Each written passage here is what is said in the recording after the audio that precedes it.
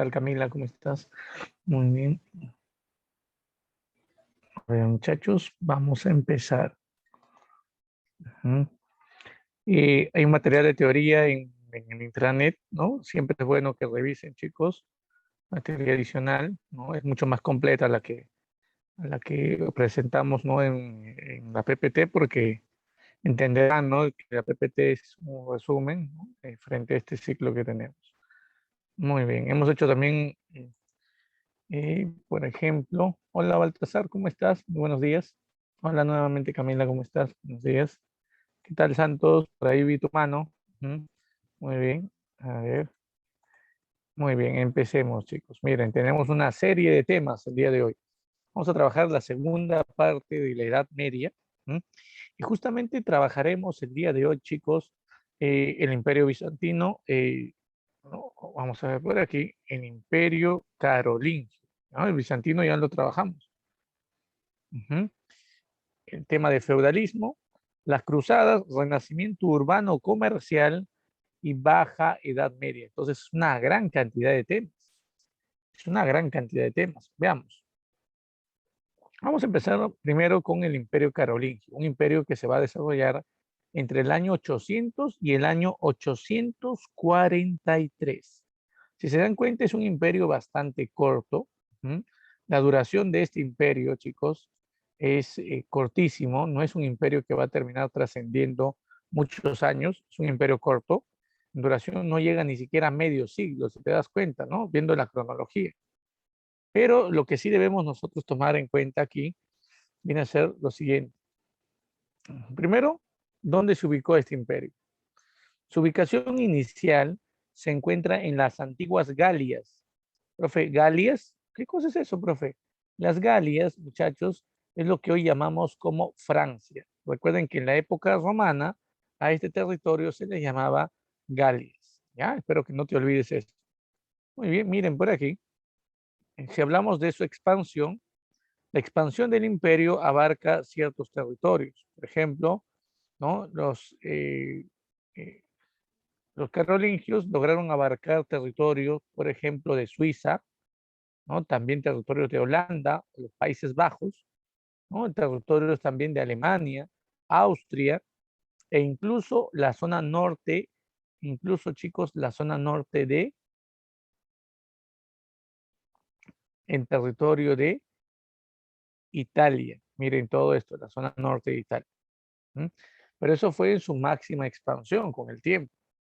Entonces, para poder entender mejor, para poder entender mejor nosotros el llamado Imperio Carolingio, debemos tener presente lo siguiente. En primer lugar, chicos, en primer lugar, hablemos de la evolución histórica. Antes de que sea un imperio, ujú, este fue un pueblo bárbaro que se convirtió en un reino. A este pueblo bárbaro o a este reino le llamamos nosotros como el reino franco. Así que cuando se habla de la evolución histórica, un antecedente a la formación del Imperio Carolingio es el establecimiento del llamado reino franco. Y cuando hablamos de los francos, chicos, recuerden que en este pueblo hubo dos dinastías. Profe, ¿dos dinastías? Sí. La primera dinastía, ¿m? Es la llamada dinastía de los merovingios. Ujú. Y la segunda dinastía, la dinastía eristal. Hay que tener en cuenta esto. Miren, hay dos dinastías, la dinastía merovingia y la dinastía eristal. Cuidado. Cuando hablamos, por ejemplo, de dinastía merovingia, el término merovingia viene de el nombre del fundador legendario. Profe, fundador legendario, sí. Eh, los francos tuvieron como fundador legendario a un personaje llamado Meroveo. Meroveo, sí, si bien es cierto, no hay pruebas de que él existió, se considera un rey simplemente legendario y a Clodoveo, el sucesor de Meroveo, se le considera como eh, el primer rey histórico. Clodoveo es importante porque durante su gobierno, o mejor dicho, bajo su mando, los francos se establecieron en el territorio de las Galias durante el proceso de invasión al Imperio Romano de Occidente. ¿Qué más? También es importante decirte que durante el gobierno de Clodoveo se van asimilando muchos aportes romanos e incluso Clodoveo se convierte en el primer rey bárbaro cristiano y por lo tanto también en el primer rey de los francos en adoptar esta fe, el cristianismo. No te vayas a olvidar, es el primero en adoptar la fe cristiana.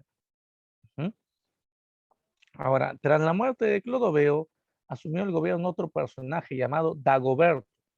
Durante la época de Dagoberto se estableció una ley, la llamada ley sálica, una ley que obviamente restringía derechos a quién, a las mujeres, ya que esta ley permitía, mejor dicho, ¿no? La herencia, el derecho de herencia, el derecho de sucesión era únicamente otorgado a quienes, a los varones. Por ejemplo, se prohibía que las hijas mujeres hereden, uh, se prohibía que las hijas mujeres hereden eh, los bienes del padre. Es una ley machista. Tras la muerte de Dagoberto, se iniciaría en el reino franco un periodo llamado el periodo de los reyes holgazanes. De repente ustedes han escuchado acerca de esto. Uh-huh. Estos gobernantes francos no se encargaban, por ejemplo, de tomar las riendas del Estado, ¿no? En ese momento, ellos delegaban el gobierno, las funciones políticas de Estado a unos nobles de palacio. A estos nobles, chicos, les llamamos como mayordomos. No te vayas a olvidar. Ujú. Durante ese tiempo, hay mayordomos importantes que debemos nosotros resaltar. Por ejemplo, el caso de Carlos Martel. Carlos Martel, este mayordomo, miembro de la familia Eristal, que más adelante esta familia asumiría obviamente eh, el gobierno en el pueblo franco. Carlos Martel logró derrotar a los árabes, esto debes acordarte, la última clase hablábamos justamente esto, los árabes, tras la muerte de Mahoma, empiezan a conformar califatos, no sé si ustedes se acuerdan. Hubo un califato llamado el Califato Omeya, que es el que va a lograr la máxima expansión territorial. Los omeyas incluso quisieron conquistar el centro de Europa, pero no pudieron. Los francos los detuvieron. Los francos detuvieron a los árabes. Ujú. Por eso Carlos Martel encabezó esa resistencia franca frente a los árabes y los venció en la batalla de Poitiers. No te vayas a olvidar, en la batalla de Poitiers. ¿Ya? Importante tomar en cuenta esto. Tras la muerte de Carlos Martel, hay otro mayordomo de palacio que debemos nosotros recordar. Su nombre es Pipino. Pipino, apodado el Breve, porque era pequeño, era pequeño, ¿no? De estatura. Ujú.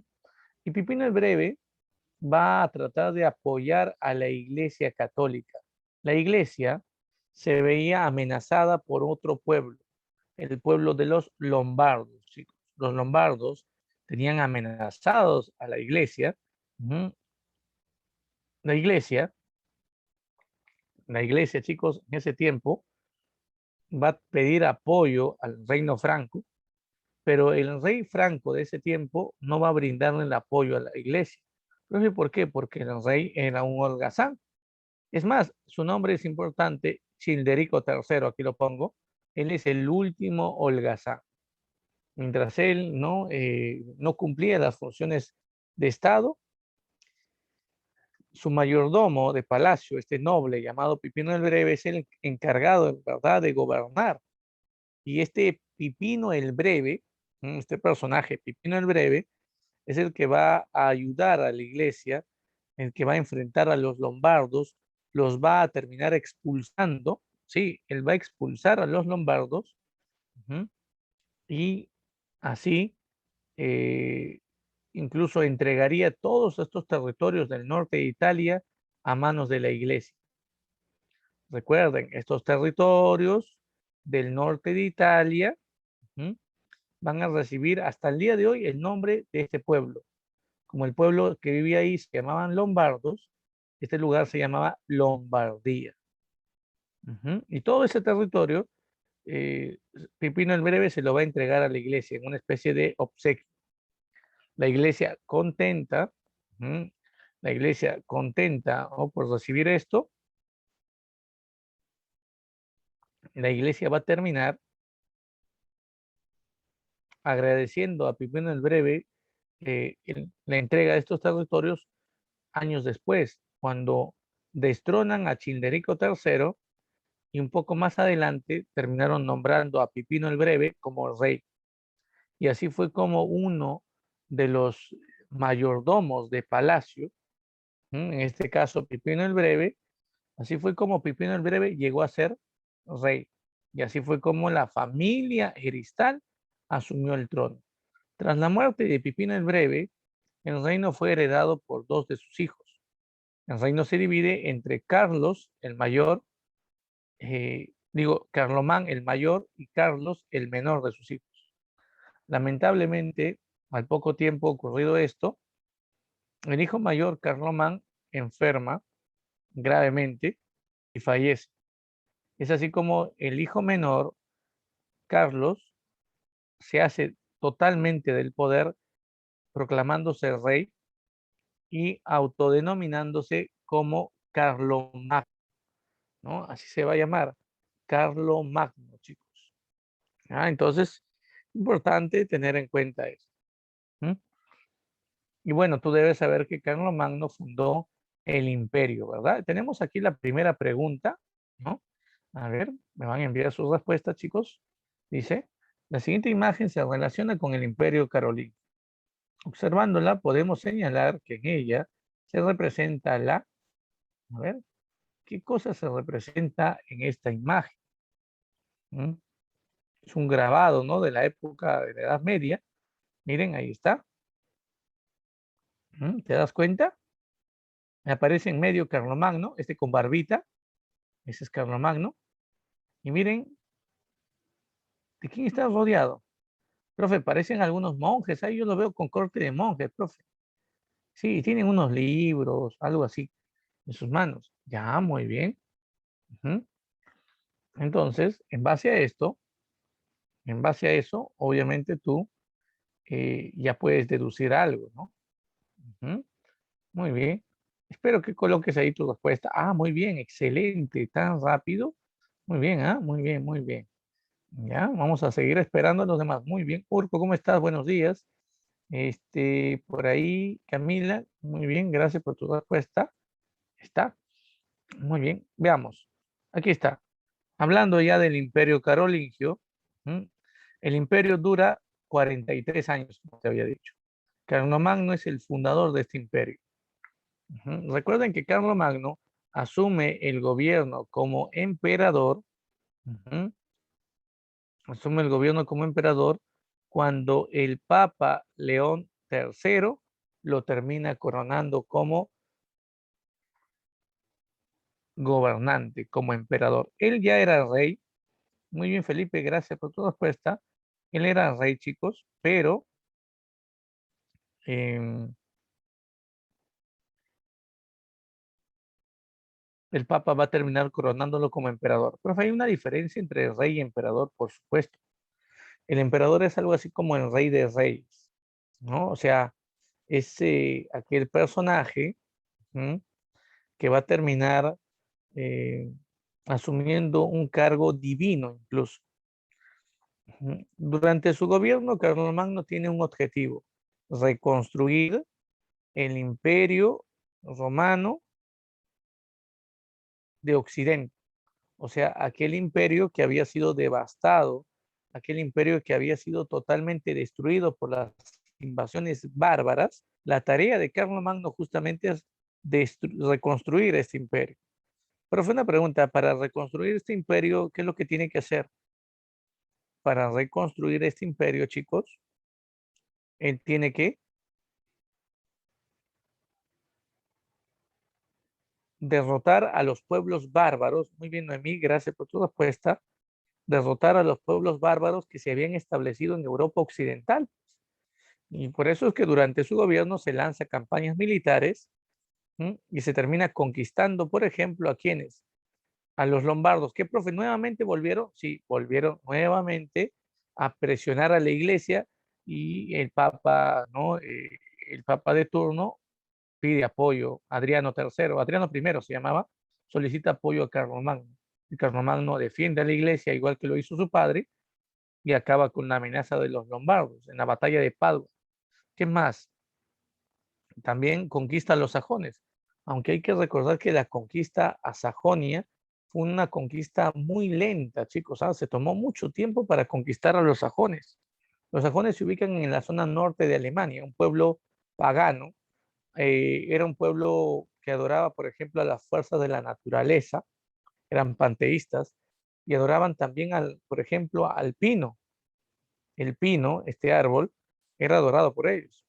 Entonces, Carlomagno, para poder someter totalmente a los sajones, porque podía habernos vencido militarmente, y muchas veces lo hizo, pero no podían, los sajones no aceptaban el cristianismo. Hay que recordar que Carlomagno tiene un deber. Así como el Papa lo nombró emperador, la condición fue la siguiente. Cada vez que Carlomagno someta a un pueblo, a este pueblo sometido tenía que cristianizarlo, tenía que hacer que el pueblo se vuelva cristiano. Y los sajones fueron un problema. Los sajones no estaban dispuestos a dejar su religión y aceptar el cristianismo. Así que cada vez que los carolingios se descuidaban, ¿qué es lo que hacían? No te preocupes, Noemi. Ok, ok, entendemos ahí. Recuerda, chicos, cada vez, ¿m? Cada vez que los carolingios eh, se marchaban, por ejemplo, se descuidaban, los sajones, ¿qué es lo que hacían? Los sajones se rebelaban, asesinaban, ¿no?, al sacerdote, ¿no? Y terminaban quemando la iglesia. Entonces, ellos eran reacios a aceptar el cristianismo. Por eso es que la conquista sajonia va a ser una conquista muy lenta, ¿no? Y muy larga en tiempo, ¿no? Se va a demorar mucho Carlomagno en conquistar a este pueblo. Ahora, por aquí vamos a ver algo muy interesante, chicos. Ujú. Eh, para poder conquistarlos, Carlomagno tuvo que talar todos los árboles, todos los pinos y dejar solo el más grande de pie. Y alrededor de este pino construyó la iglesia más grande de todo este imperio. Así los sajones no destruirían nunca esa iglesia, porque destruir la iglesia también destruirían su imperio. ¿Ya? Entonces es una forma de dominación que ellos lograron, por ejemplo. Y bueno, también tenemos el caso, por ejemplo, de la conquista a Cataluña. Cataluña, para los que de repente no conocen, Cataluña es un territorio ubicado en España, chicos. Ujú. Cataluña es un territorio ubicado en España, ¿sabes?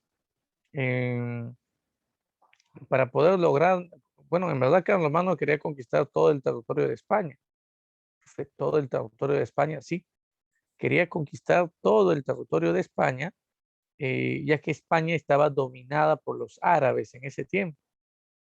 El problema, el problema aquí, chicos, es que su campaña fracasa, incluso en uno de los eventos bélicos, en la batalla de Roncesvalles, pierde la vida su sobrino. El sobrino de Carlomagno, Rolando, muere.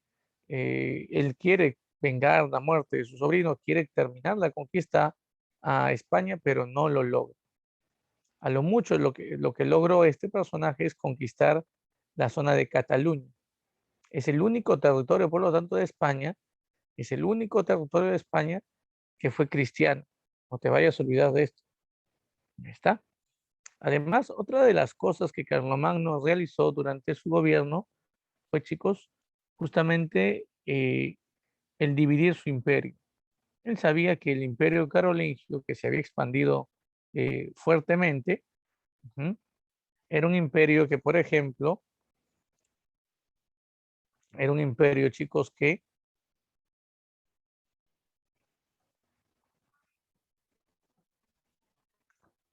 era muy extenso para que una sola persona pueda gobernar. Así que Carlomagno lo que va a hacer es dividir su imperio y lo divide de la siguiente manera. Veamos por aquí. Si este es el imperio, mira lo que hace Carlomagno. Decide dividir el imperio en provincias internas, a las cuales le dio el nombre de condados.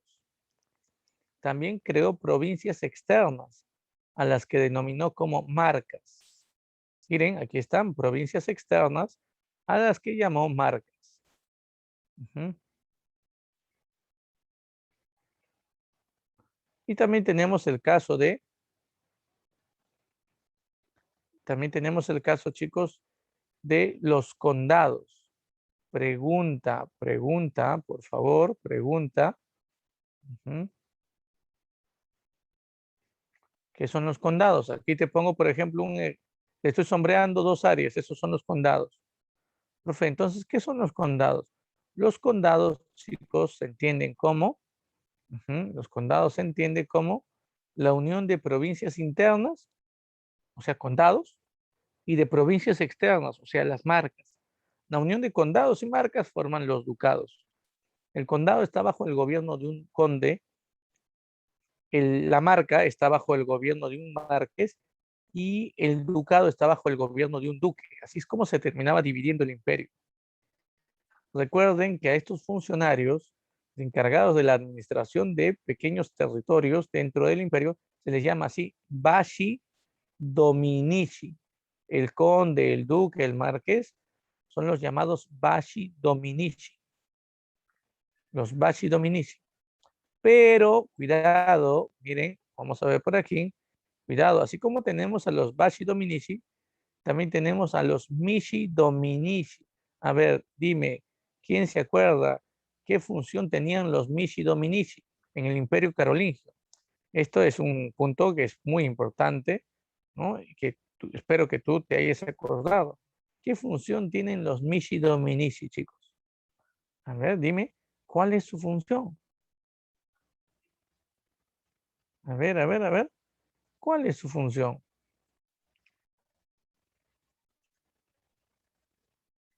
La función, chicos, es supervisar, fiscalizar, en todo caso, supervisar o fiscalizar a los dominici. Son los inspectores. Muy bien, Camila. Muy bien, Urco, excelente. Claro, ahí está, muy bien. Son los fiscalizadores, inspectores. Su cargo es muy parecido al Tucuy de los incas, no te olvides, igualito, ¿no? La misma función. Por eso es que los Misi Dominici fueron llamados los ojos y oídos del emperador. Hablando de esto, Carlomagno también una vez al año, chicos, se terminaba reuniendo con los nobles en un consejo en un consejo, chicos, llamado los Campos de Mayo. Profe, una pregunta ahí, ¿para qué? En los Campos de Mayo, chicos, se terminaban creando las capitulares. ¿Qué eran las capitulares? Eran leyes creadas por el emperador. Espero que no se te vaya a olvidar este dato. Y bueno, también tenemos la creación de algunas escuelas, chicos. Profe, ¿qué tipo de escuelas? Tenemos la escuela palatina, ¿m? Las escuelas palatinas, las escuelas conventuales y las escuelas de tipo parroquiales. ¿Cuál es la diferencia? ¿Dónde funcionan y para quién es entregado cada escuela? Por ejemplo, la escuela palatina es creada en los palacios.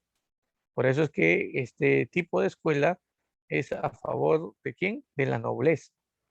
Es para la nobleza, para formar a los futuros gobernantes, que se impartía pautas para la buena administración imperial. Las escuelas conventuales o llamadas también monacales funcionaban en conventos o monasterios y aquí se formaba sobre todo a los clérigos, no te olvides. Y las escuelas parroquiales es para el pueblo, donde te enseñaban a leer y a escribir. ¿Entiendes? Donde te enseñaban a leer y a escribir. Ujú. Entonces aquí la respuesta, chicos, la respuesta viene a ser escuelas palatinas, a ver, para la nobleza, conventuales para el noble y parroquiales para el pueblo. Pero había una enseñanza que se impartía, no sé si ustedes se acuerdan de esto, las 7 artes liberales que se dividían en dos grupos. El trivium, que estaba conformado por cursos como gramática, retórica y dialéctica, y el quadrivium, que estaba conformado por geometría, aritmética, música y astronomía. ¿Quiénes recibían esta educación de las 7 artes liberales? Estas se impartían en las escuelas palatinas. ¿Para quién, profe? Entonces, para la educación para la nobleza. Pero ¿quiénes las impartían? ¿Quiénes eran los maestros en esta época, chicos? Los miembros de la iglesia. No te vayas a olvidar. Los maestros eran los miembros de la iglesia. Ya está. Muy bien. Sigo esperando la respuesta. Ustedes, chicos, a ver, ¿cuál es la respuesta a esta pregunta? Ujú. A ver, a ver, a ver. Este grabado hace alusión a qué? A que la educación fue impartida en escuelas fundadas por el imperio.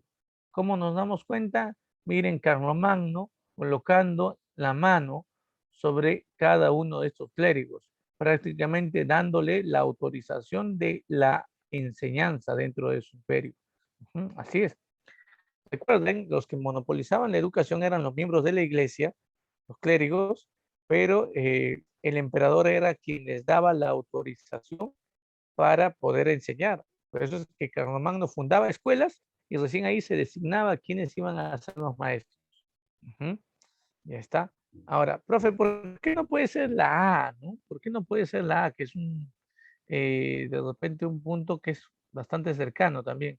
La producción de textos manuscritos en latín en los monasterios.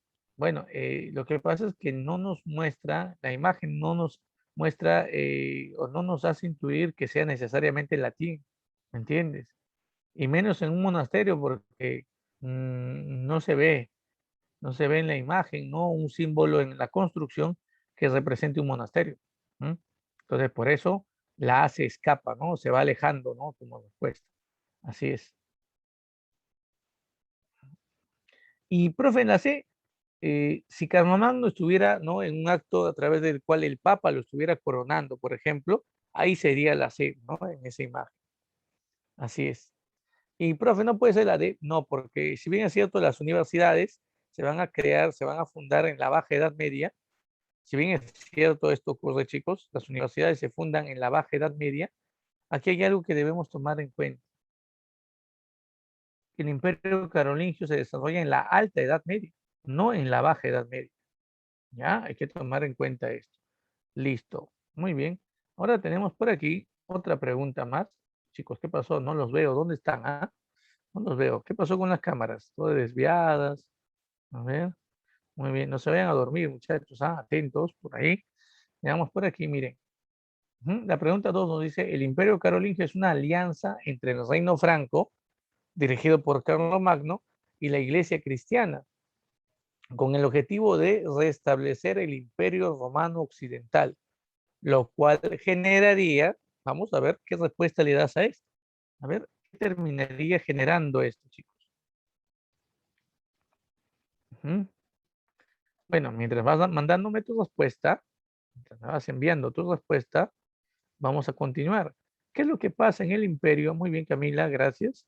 ¿Qué es lo que pasa en el imperio, chicos, tras ujú, eh, la muerte de Carlomagno? Muy bien, Carlos, gracias. Muy bien, Felipe. Muy bien, ahí están, chicos. Así tiene que estar, pues, chicos, activos, 100%, ¿no? Muy bien. Ya viene el examen, yo no sé, ¿ah? Pues no estoy llorando. Muy bien. Profe, ya falta poco. Claro, ya falta poco, ya falta poco. Tienes que estar al 100%. Ujú. Tras la muerte de Carlomagno asume el gobierno Ludovico Pío. ¿Quién es, profe? Más conocido también como Luis el Piadoso. Es el hijo de Carlomagno. Su gobierno es un gobierno caótico, es un gobierno en crisis, no se conquistan más territorios, se debilita la alianza con la iglesia, eh, no se compara en nada con la época de Carlomagno. Lo peor viene tras la muerte de Ludovico Pío. A su muerte, su hijo mayor, Lotario, asume bajo el derecho de mayorazgo. El mayorazgo, chicos, es la primogenitura, o sea, el derecho que tiene el primer hijo varón de heredar los bienes del padre. Asume el gobierno. Muy bien, Noemí, gracias por tu respuesta. Asume el gobierno Lotario, pero sus hermanos, Luis el Germánico y Carlos, apodado el Calvo, deciden hacer frente a Lotario, iniciar unas guerras para quitarle el poder. Así que tras cerca de 3 años de lucha, Lotario decide rendirse ante sus hermanos y acepta dividir el imperio. Es por eso que el imperio se divide en 3 partes en el año 843 después de Cristo. Aquí tenemos un mapa donde se puede apreciar cómo el imperio fue dividido mediante este tratado, que espero que no te olvides, se llama Tratado de Verdún, del año 843 después de Cristo. Mira, ¿cómo se divide? Una parte, ¿no? Miren, la zona de color verde, aquí este verde, ¿no? Eh, va a terminar representando el territorio de Luis el Germánico. Profe, lo que hoy llamamos Alemania, sí, la Germania en este tiempo. La zona del color verde, este otro verde, verde petróleo, muy parecido a este, va a ser el territorio entregado a Carlos el Calvo, chicos. Y la zona en medio de ambos territorios se llamaba Lotaringia.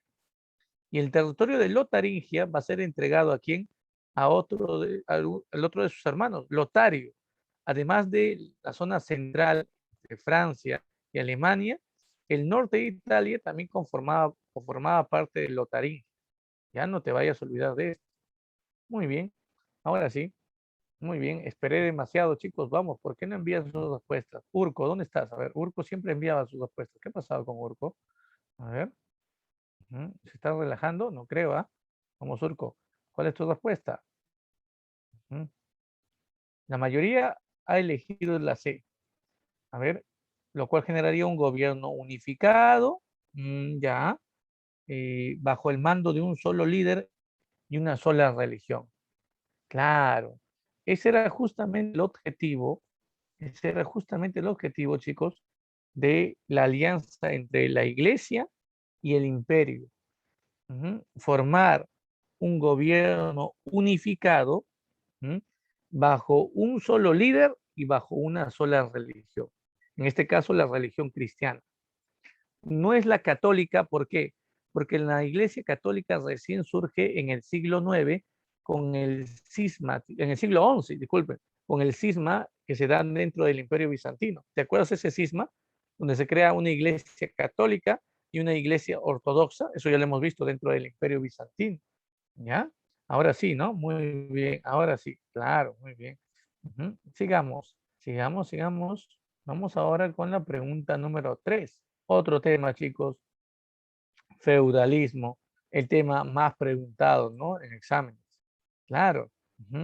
Feudalismo y hominización son los temas que más han venido en examen, ¿no? El feudalismo no es un tema amplio, ¿no? Y tampoco es un tema muy cargado, es un tema bastante fácil, pero siempre hay que tener cuidado con esto, ¿no? A veces nos confiamos. El feudalismo se desarrolla en Europa entre el siglo IX y el siglo XIII, chicos. Siglo IX y siglo XIII. ¿Qué podemos decir que es el feudalismo? El feudalismo es considerado como el tercer modo de producción de la historia. Muy bien, Carlos, gracias por tu respuesta. Excelente, Carlos le ganó a Camila en esta vez. Muy bien. ¿Qué pasó, Camila? Muy bien, está pensando todavía. El feudalismo es el tercer modo de producción de la historia. Profe, ¿tercer modo de producción de la historia? Sí. El primero, la comunidad primitiva. El segundo, el esclavismo. Y el tercer modo de producción viene a ser, el tercer modo de producción, chicos, viene a ser,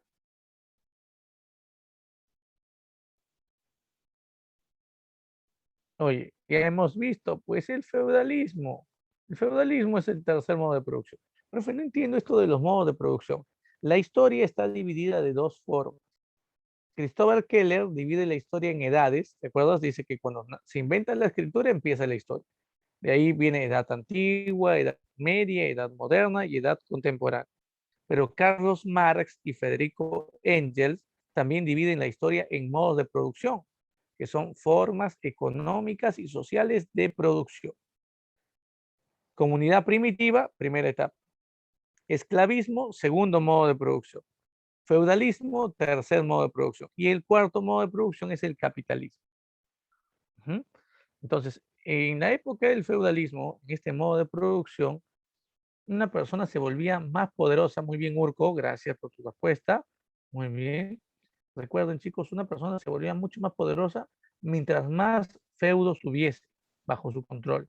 Aquí la pregunta es, ¿qué cosa es un feudo? ¿A qué se llama feudo, chicos? ¿Qué es un feudo? El feudo, muchachos, viene a ser ¿qué cosa? Tierras, grandes extensiones de tierra, varias hectáreas, ¿me entiendes? Grandes haciendas, para que me entiendas. Ujú. Esos vienen a ser feudos. Entonces, una persona en la Edad Media tenía más poder si tenía bajo su control más feudos.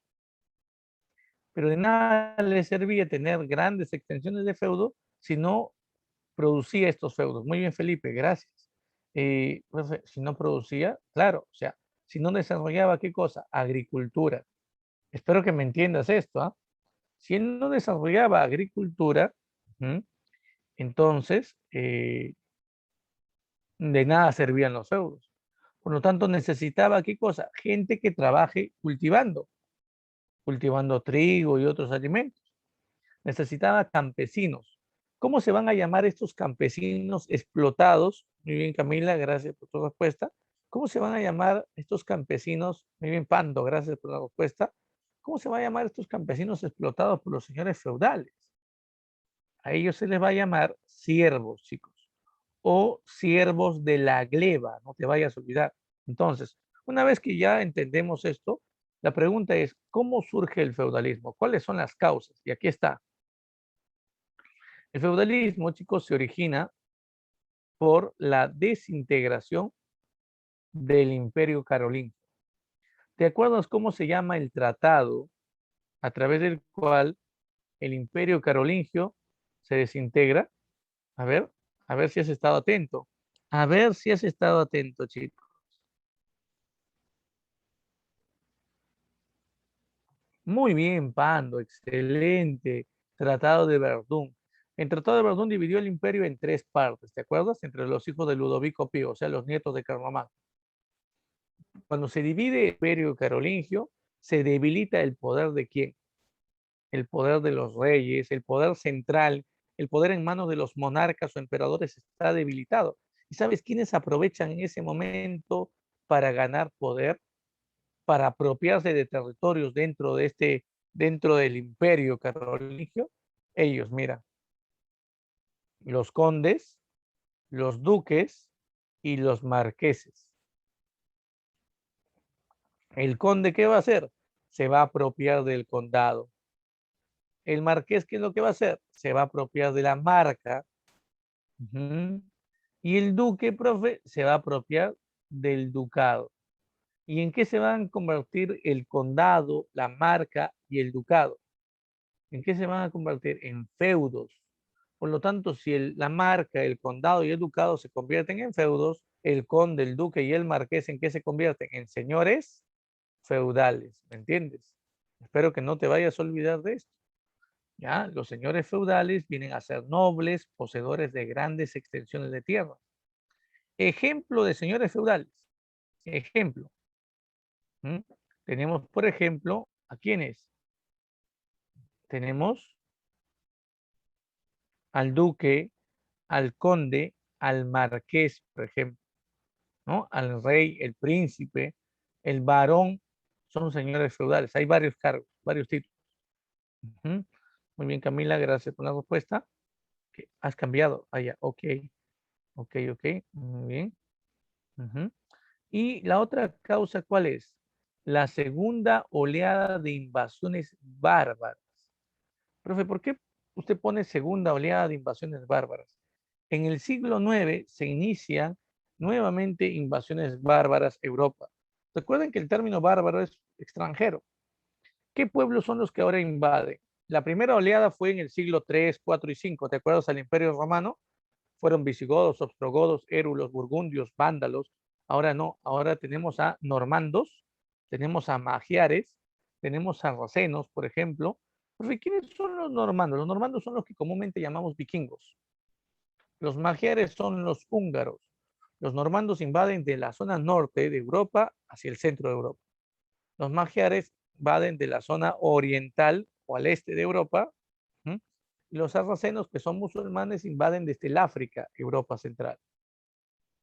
Estas invasiones se van a dar sobre todo motivadas por el saqueo de las ciudades.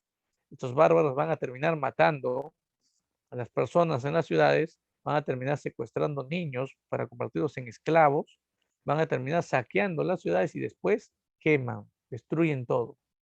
Por eso es que las ciudades en ese tiempo, chicos, se convirtieron en zonas seguras o inseguras para la población europea. Las ciudades eran sinónimo de inseguridad.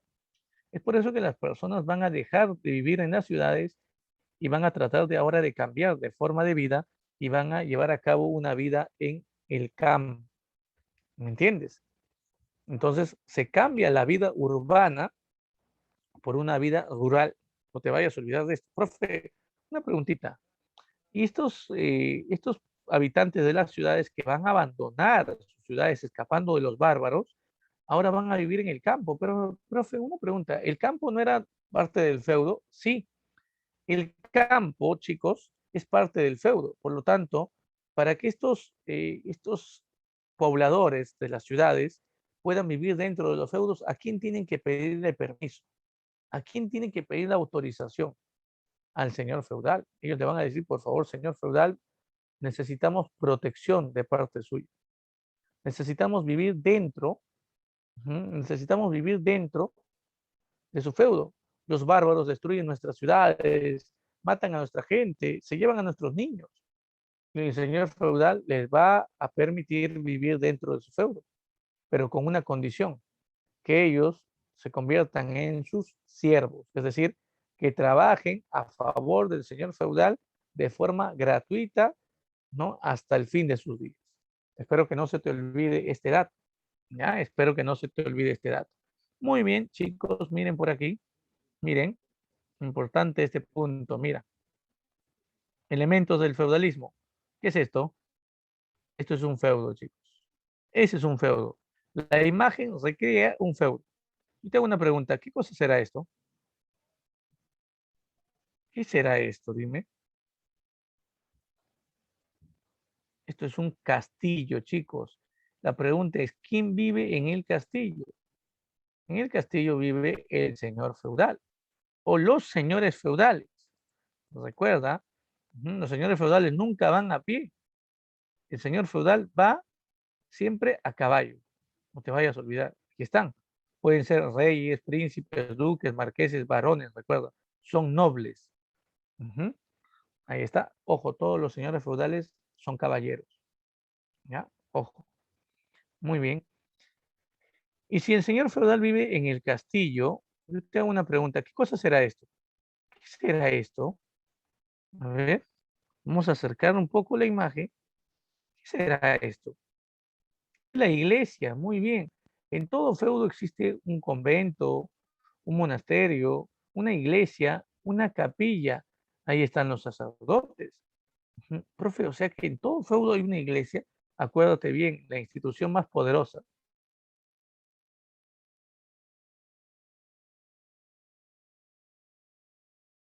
fue la iglesia. Ya, no te vayas a olvidar de esto. Yo te hago una pregunta. ¿Qué casitas? ¿Verdad? Chiquitas casitas, ¿se dan cuenta? ¿Quiénes vivirán en esas casitas? A ver. Ahí viven los siervos, pues chicos, los siervos de la gleba. Ujú. Claro, estos campesinos. Muy bien, aquí están. Estas pequeñas porciones de tierra se les llama mansos. Y en estos mansos viven ¿quiénes? Los siervos. Ojo, una parte del feudo se denomina manso.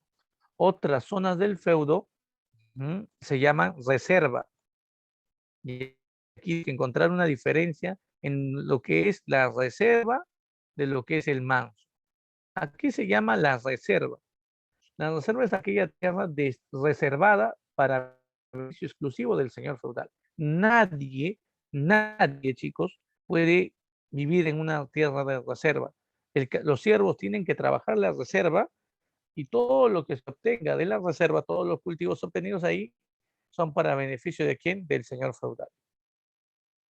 En cambio, el manso es aquella porción del feudo que el señor feudal entrega a los siervos para que ellos puedan vivir y para que ellos también puedan cultivar ahí, ¿ah? Pueden construir su casa y cultivar en el manso.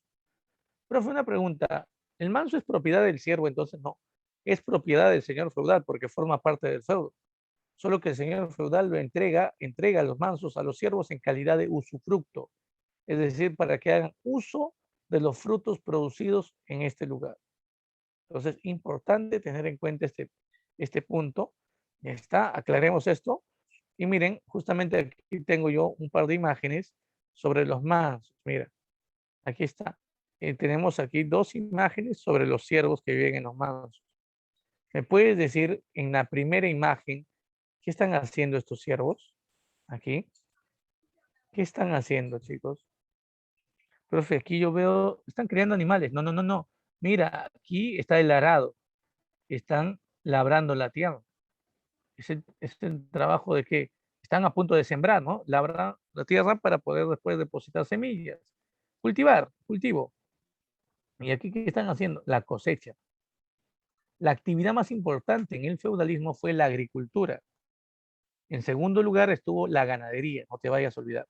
Pero en la institución más poderosa fue justamente, o mejor dicho, la actividad más importante fue la agricultura.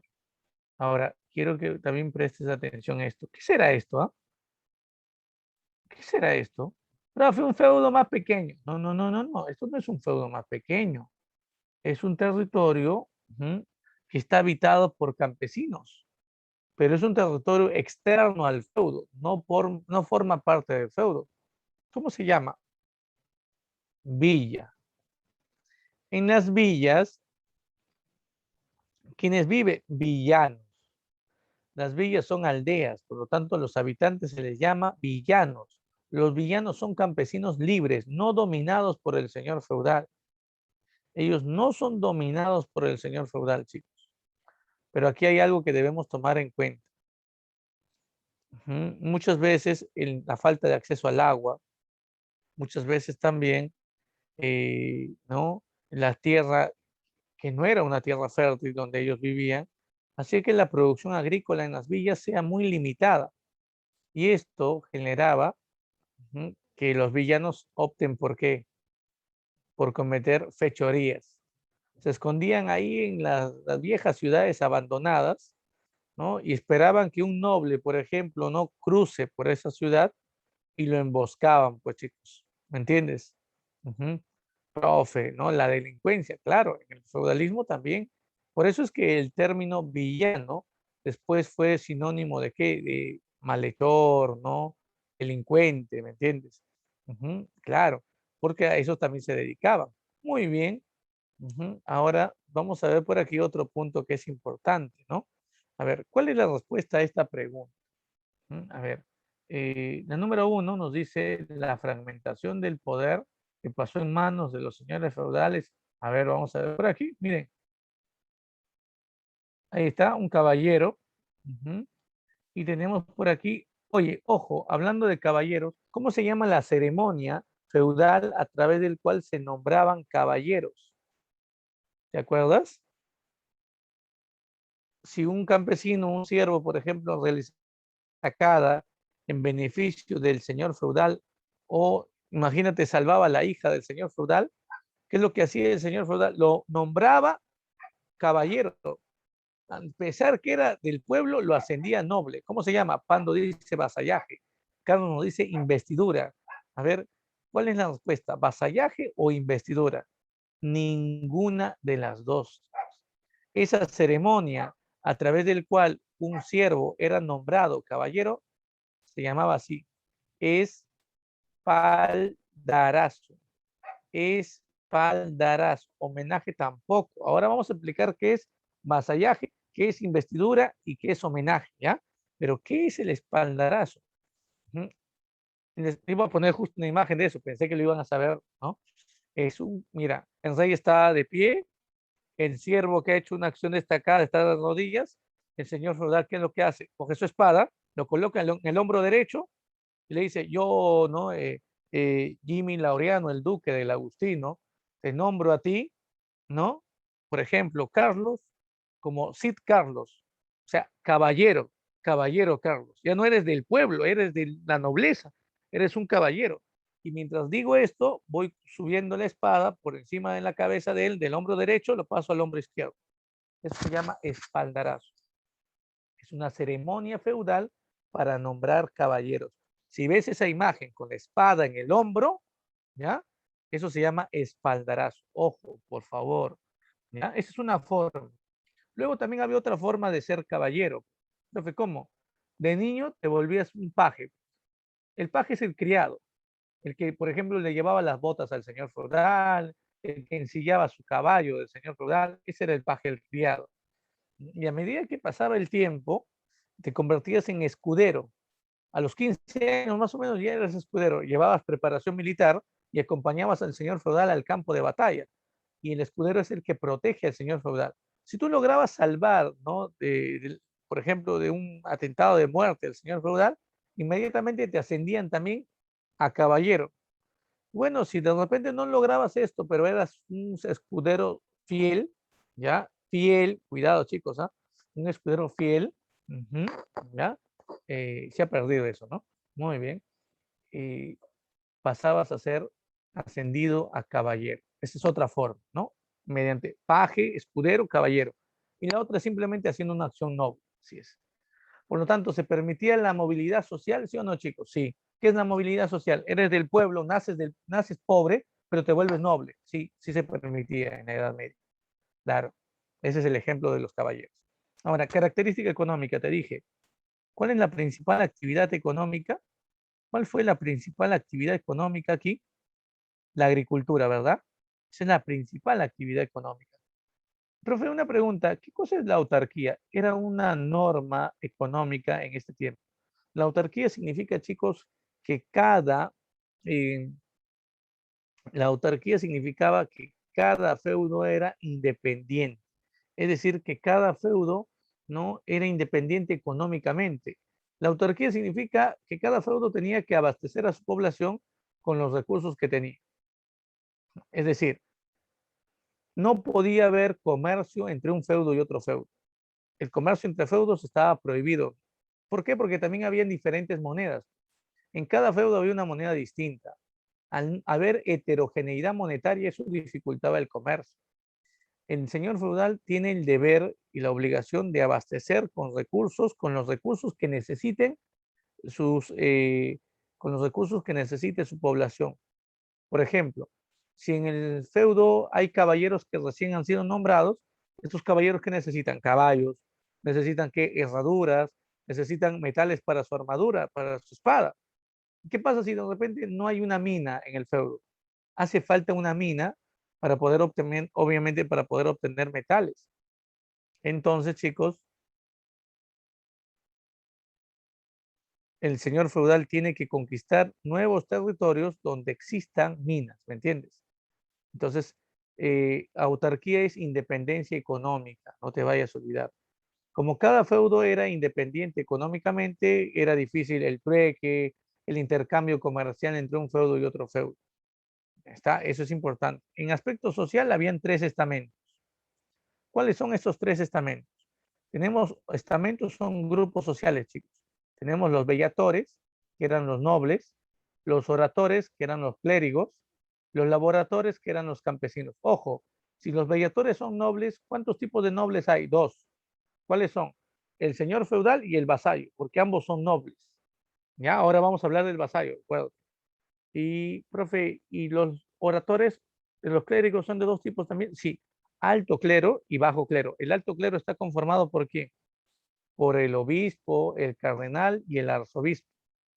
Y el bajo clero está conformado por el sacerdote, el cura, el párroco, por ejemplo. Ellos. Y los laboratorios, profe, los campesinos son de dos tipos también. Sí, pueden ser campesinos libres, los villanos, y pueden ser campesinos no libres, los siervos. Ahí está. Así se van clasificando estos estamentos. Y una característica política de este tiempo, chicos, es la idea de la poliarquía feudal. ¿Qué significa? La idea de que existen, ¿no?, varios señores feudales. No te vayas a olvidar de esto, ¿ah? Dentro de un reino existían varios señores feudales. No existía un solo señor feudal, existían varios. Y, profe, ¿qué significa soberanía feudal? Que dentro de cada feudo el amo y señor viene a ser, el amo y señor dentro de cada feudo, chicos, viene a ser el señor feudal. Él tiene todo el poder dentro del feudo. Eso es lo que significa soberanía feudal. Muy bien, me han enviado su respuesta y todos ustedes han marcado, ¿no? Como respuesta, bueno, no todos, ¿no? Han marcado algunos la B, otros han marcado la C, ¿verdad? Ujú. Ya está, otros han marcado la D también. Ya, vamos a ver por aquí. Uno dice, a ver, sobre las características del feudalismo, dice, a ver, ¿la fragmentación del poder pasó en manos de los señores feudales, sí o no? Sí, el poder central se divide, se fragmenta y el poder recae en los señores feudales, verdadero. La agricultura fue desplazada por el comercio y la circulación monetaria, falso. Más bien el comercio fue una actividad estancada, recuerde. Fue limitada a diferentes monedas. La agricultura fue la actividad principal. Más bien la agricultura desplazó el comercio. Ok, ok, no diré nada. Ya vi, ya leí muy bien. Qué bueno, no te preocupes. Muy bien, ahí está. Profe, una pregunta. ¿Qué más? Mira, muchachos, en la 3 nos dice lo siguiente. La crisis del poder de la iglesia, ¿no? Debilitada por los señores feudales. No, más bien un incremento del poder de la iglesia. Esto es falso, ¿verdad? Falso, ¿verdad? Claro, la iglesia, muy bien, muy bien. La iglesia, no te vayas a olvidar. Ujú. Sí, tú también, Santos, no te preocupes, ¿no? No te preocupes, no has sido el único, no te preocupes, ¿no? Pero está bien que caigan, está bien, esa es la idea, ¿no? La idea es que, profe, pero profe, parecía, ya sé que parecía. En el examen puede pasar esto. Ah, ya, me sabes mi sobrenombre. Muy bien, excelente, muy bien. Ah, ya, entiendo. Acuérdate de esto, muy bien, qué sorpresa. Miren por aquí, chicos. Establecimiento de una economía de autoconsumo basado en la agricultura. A ver. Establecimiento de una economía de autoconsumo basado en la agricultura. Sí, esto es la autarquía feudal, pues. Cada feudo producía alimentos para abastecer a su propia población. Este es el autoconsumo. Claro que sí. Ujú. Muy bien. Entonces, la respuesta sería 1 y 4 verdaderos. La respuesta es la C, ¿verdad? Muy bien, ahí está. ¿Verdad? Después de mucho esfuerzo hemos dado a esta clave. La C de Chichita. Muy bien, ya está. Muy bien. Ujú. Ya, muy bien, muy bien. Sigamos avanzando entonces. Ahora quiero ver que vean esta pregunta. ¿Mm? Esta pregunta tiene un texto agregado. Ya, a ver. Ujú. Dice, Señor, te rindo homenaje y lealtad y me siento convertido en hombre tuyo de boca y manos. Ujú. Es decir, al hacer el juramento y colocar las manos entre las de su Señor, para aclarar, ¿me entiendes? Para aclararles a ustedes eso, ¿no? Y juro y prometo guardar fidelidad y lealtad a ti contra otros y proteger tus derechos con toda mi fuerza. Ujú. Esto fue extraído de una obra, ¿no? De Jackson, Civilización del Occidente, está en la página incluso, ¿no? Para que ustedes la busquen. Según el fragmento propuesto, podemos afirmar, ¿qué se puede afirmar aquí, chicos? ¿Qué se puede afirmar? Muy bien, Carlos, ya envió su respuesta, ¿no? Muy bien, hay alguien que se está demorando en enviar su respuesta, no sé por qué. A ver, miren, miren, ahí está, chicos, vamos, envíen sus respuestas. Miren, esta imagen nos va a ayudar a entender un poquito acerca de esto. A ver, el texto hace alusión a una ceremonia llamada homenaje. Justamente quiero que veas, ¿no? En las imágenes normalmente nosotros vemos a un señor feudal, así sentadito, y vemos delante de él a un hombre que está de rodillas. De repente lo han visto, incluso le sujeta la mano al señor feudal, como dice el texto. En el momento, muy bien Pando, muy bien Santos, muy bien Camila, muy bien por ahí Felipe. Miren, hay un momento en el cual se da el vasallaje. Primero vamos a aclarar qué es vasallaje. El vasallaje es la relación que se da en la época feudal entre nobles, la relación que se desarrolla entre nobles, ¿ya? Entre nobles. señor feudal y vasallo, por ejemplo. Eso se llama vasallaje. Ahora, esta relación se puede dar a través de dos ceremonias. El homenaje, la ceremonia a través del cual un noble de menor rango se acerca a un señor feudal y lo nombra como vasallo, chicos.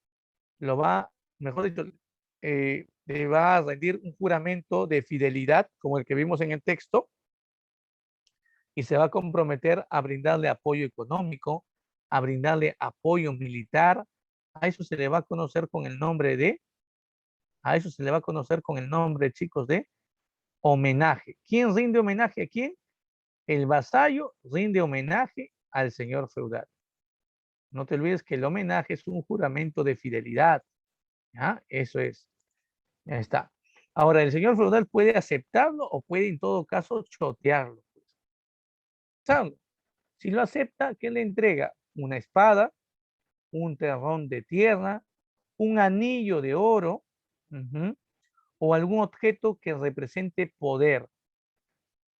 A esa ceremonia a través del cual el señor feudal reconoce a un noble de menor rango como vasallo se llama así, investidura.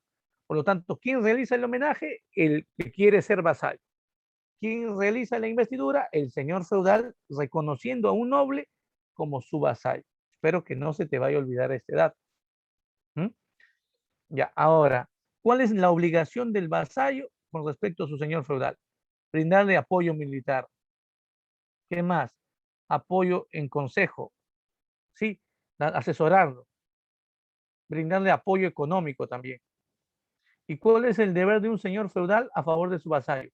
Darle protección militar, darle defensa judicial ante de repente algún problema. Imagínate que un siervo lo denuncia el vasallo, oye, ha abusado a mi esposa, ha abusado sexualmente a mi esposa. Puede haber un proceso judicial, sí. ¿Quién es el juez? El señor feudal.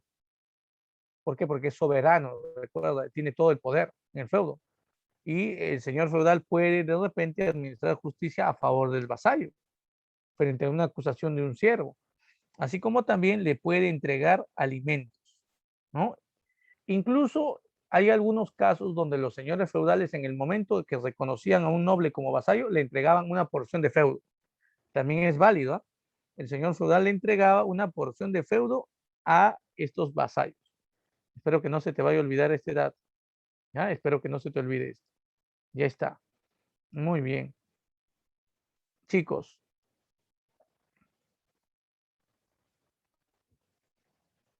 ¿qué es servidumbre? La relación entre qué, si vasallaje es la relación entre el señor feudal y vasallo, ¿qué es servidumbre? La relación entre el siervo y el señor feudal.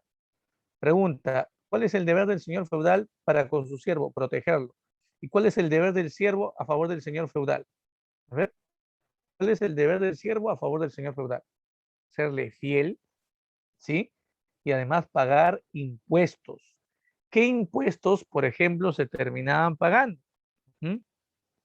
¿Qué impuestos? A ver, dime, voy a colocarlo aquí en el chat, ¿sí? La corvea. ¿Qué cosa es la corvea, chicos? Vamos, dame esa chichita, vamos, dime. A ver, ¿qué es la corvea? ¿Qué es la corvea? ¿Te has olvidado? Impuesto en trabajo. Es un impuesto en trabajo. Los impuestos pueden ser de tres tipos, ¿ah? Pueden ser impuestos de trabajo, como en la corvea. El siervo tiene la obligación de trabajar 3 días de la semana. La tierra de reserva del señor feudal, tierra que va a dar beneficio al señor feudal directamente, y también tiene que trabajar los otros 3 días su manso para alimentarse él, pues, ¿no? Pero la corvia está haciendo alusión principalmente a la prestación muy bien en días de trabajo. Muy bien, excelente, claro. Y ahora también tenemos otro impuesto. Profe, ¿qué impuesto? El impuesto de las banalidades. A ver, dime, ¿qué cosas son las banalidades? A ver. A ver. Uy, me equivoqué. A ver, aquí. ¿Qué son las banalidades, chicos? Banalidad viene de algo sin importancia. ¿Qué es la banalidad, profe? La banalidad viene a ser, la banalidad, chicos, viene a ser el pago que hace el siervo por el uso de cualquier instalación, de cualquier bien, muy bien, Pando, que está dentro del feudo. Por ejemplo, si utiliza el molino, paga un impuesto al señor feudal. Si utiliza el horno, también paga impuesto al señor feudal. Si cruza el puente a su castillo, paga un impuesto. Si cruza la puerta, paga otro impuesto. Eso se llama banalidad. ¿Me entiendes? Por recoger leña en el bosque que está dentro del feudo, también paga impuesto. Eso se llama banalidad. Pago por algo sin importancia. Pero el siervo también paga impuestos a la iglesia. Por ejemplo, los domingos que va a misa tiene que pagar, ¿qué cosa? Los diezmos. ¿Te acuerdas de estos diezmos? A ver, ¿te acuerdas de estos diezmos? A ver, ¿qué son los diezmos, chicos? Impuesto equivalente a cuánto. Ah, me suena la SUNAT, muy bien. Ahí está. Los diezmos son el impuesto al 10% de los ingresos económicos de cada fiel, se los entrega a la iglesia. ¿Y qué es la primicia?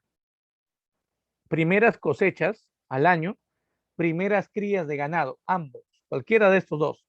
Las primeras cosechas o las primeras crías de ganado son entregados a quién? A la iglesia. Eso se llama primicias. Ya, ahora, te voy a mostrar por aquí una imagen en GIF, ¿verdad? Y tú me vas a decir, ¿ya? ¿Qué cosa es?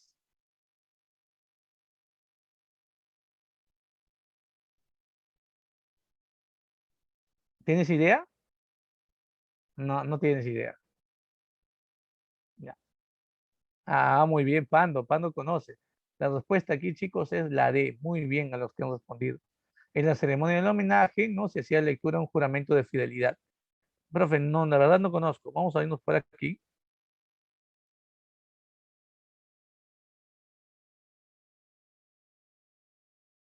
Dentro de la época feudal. Ujú.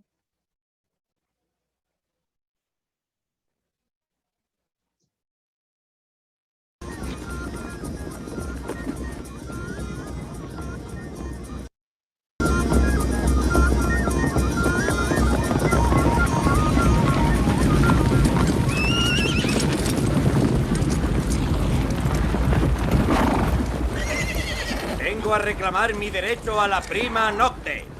Como señor de estas tierras, bendeciré este matrimonio llevándome a la novia a mi cama en la primera noche de su unión. ¡Por Dios, que no lo haréis! Estoy en mi derecho.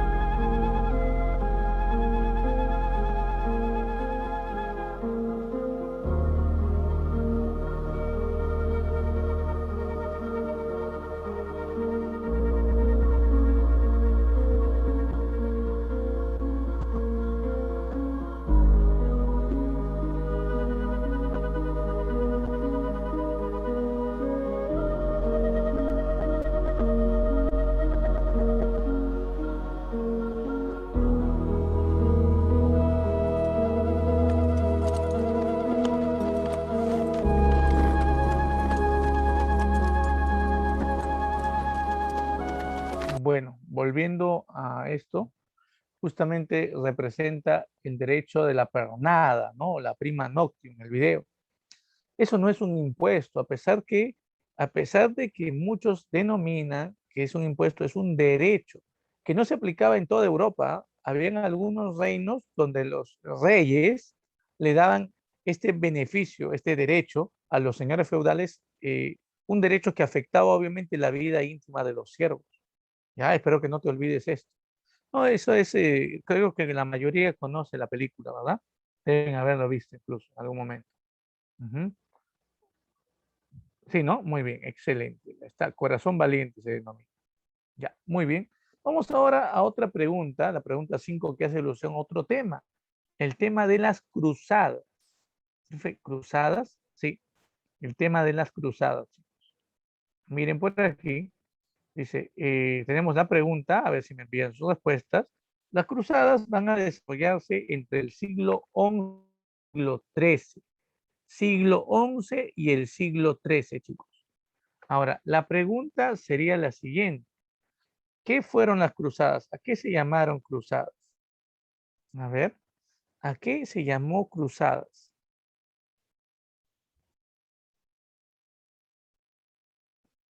Las cruzadas, chicos, vienen a ser una serie de enfrentamientos, luchas, conflictos que se van a dar entre quienes, los cristianos de Europa y los turcos musulmanes.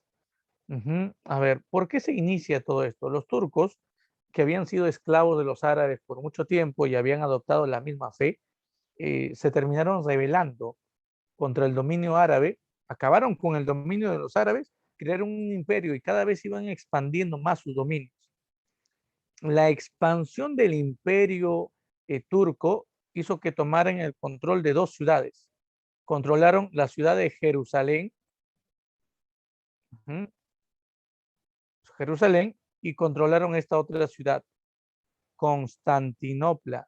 Pregunta, pregunta. Ambas ciudades son importantes. Constantinopla era la capital de qué imperio, chicos. A ver, vamos, vamos, no caigas, ¿ah? Constantinopla era la capital de qué imperio. A ver, dime, dime. Del imperio bizantino. Ya no te vayas a olvidar de esto. Entonces, cuando los turcos acechan la ciudad de Constantinopla, el emperador bizantino Alejo I no le queda otra que enviar un mensaje al Papa Urbano II, que está en Italia. En esa carta le dice, ¿no? Santísima autoridad de la Iglesia Católica. Le escribo esto para informar de que un pueblo de infieles musulmanes, creyentes en un falso Dios llamado Alá, han tomado el control de la ciudad sagrada de Jerusalén. El Santo Sepulcro, o sea, el lugar donde está la tumba de Jesús, ha caído en manos de este pueblo. Es momento de que los cristianos ortodoxos y católicos nos unamos para recuperar Tierra Santa. Ese es el pedido de apoyo que hace el emperador bizantino Alejo I al Papa Urbano II. Pero recuerden que esta idea de recuperar Tierra Santa y todo esto simplemente es un pretexto, porque el verdadero motivo, ¿cuál fue? ¿Cuál fue el verdadero motivo por el cual se inician las cruzadas, chicos? El verdadero motivo fue, para la iglesia, su verdadera intención era evitar el avance, evitar qué cosa, la difusión del Islam, no te vayas a olvidar. Sí, evitar el avance, la difusión del Islam. ¿Ya? No te vayas a olvidar de esto, que es importante. Y aparte de evitar la difusión del Islam, tenía otro objetivo, recuperar el poder espiritual que se había visto debilitado a raíz del cisma. Perfecto, una pregunta. Usted está hablando de poder. El poder, sí, la iglesia tiene dos poderes, chicos. El poder temporal, apúntalo por favor, esto que es importante. El poder temporal y el poder espiritual. Gracias, Carlos, por tu respuesta. El poder espiritual y el poder temporal. A ver, ¿quién me dice cuál es la diferencia entre el poder espiritual, espiritual y el poder temporal? A ver, ¿cuál es la diferencia? A ver. ¿Cuál es la diferencia entre el poder temporal y el poder espiritual? ¿Cuál es la diferencia? Cuando te hablo yo, por ejemplo, de poder temporal, estoy haciendo alusión a qué, chicos.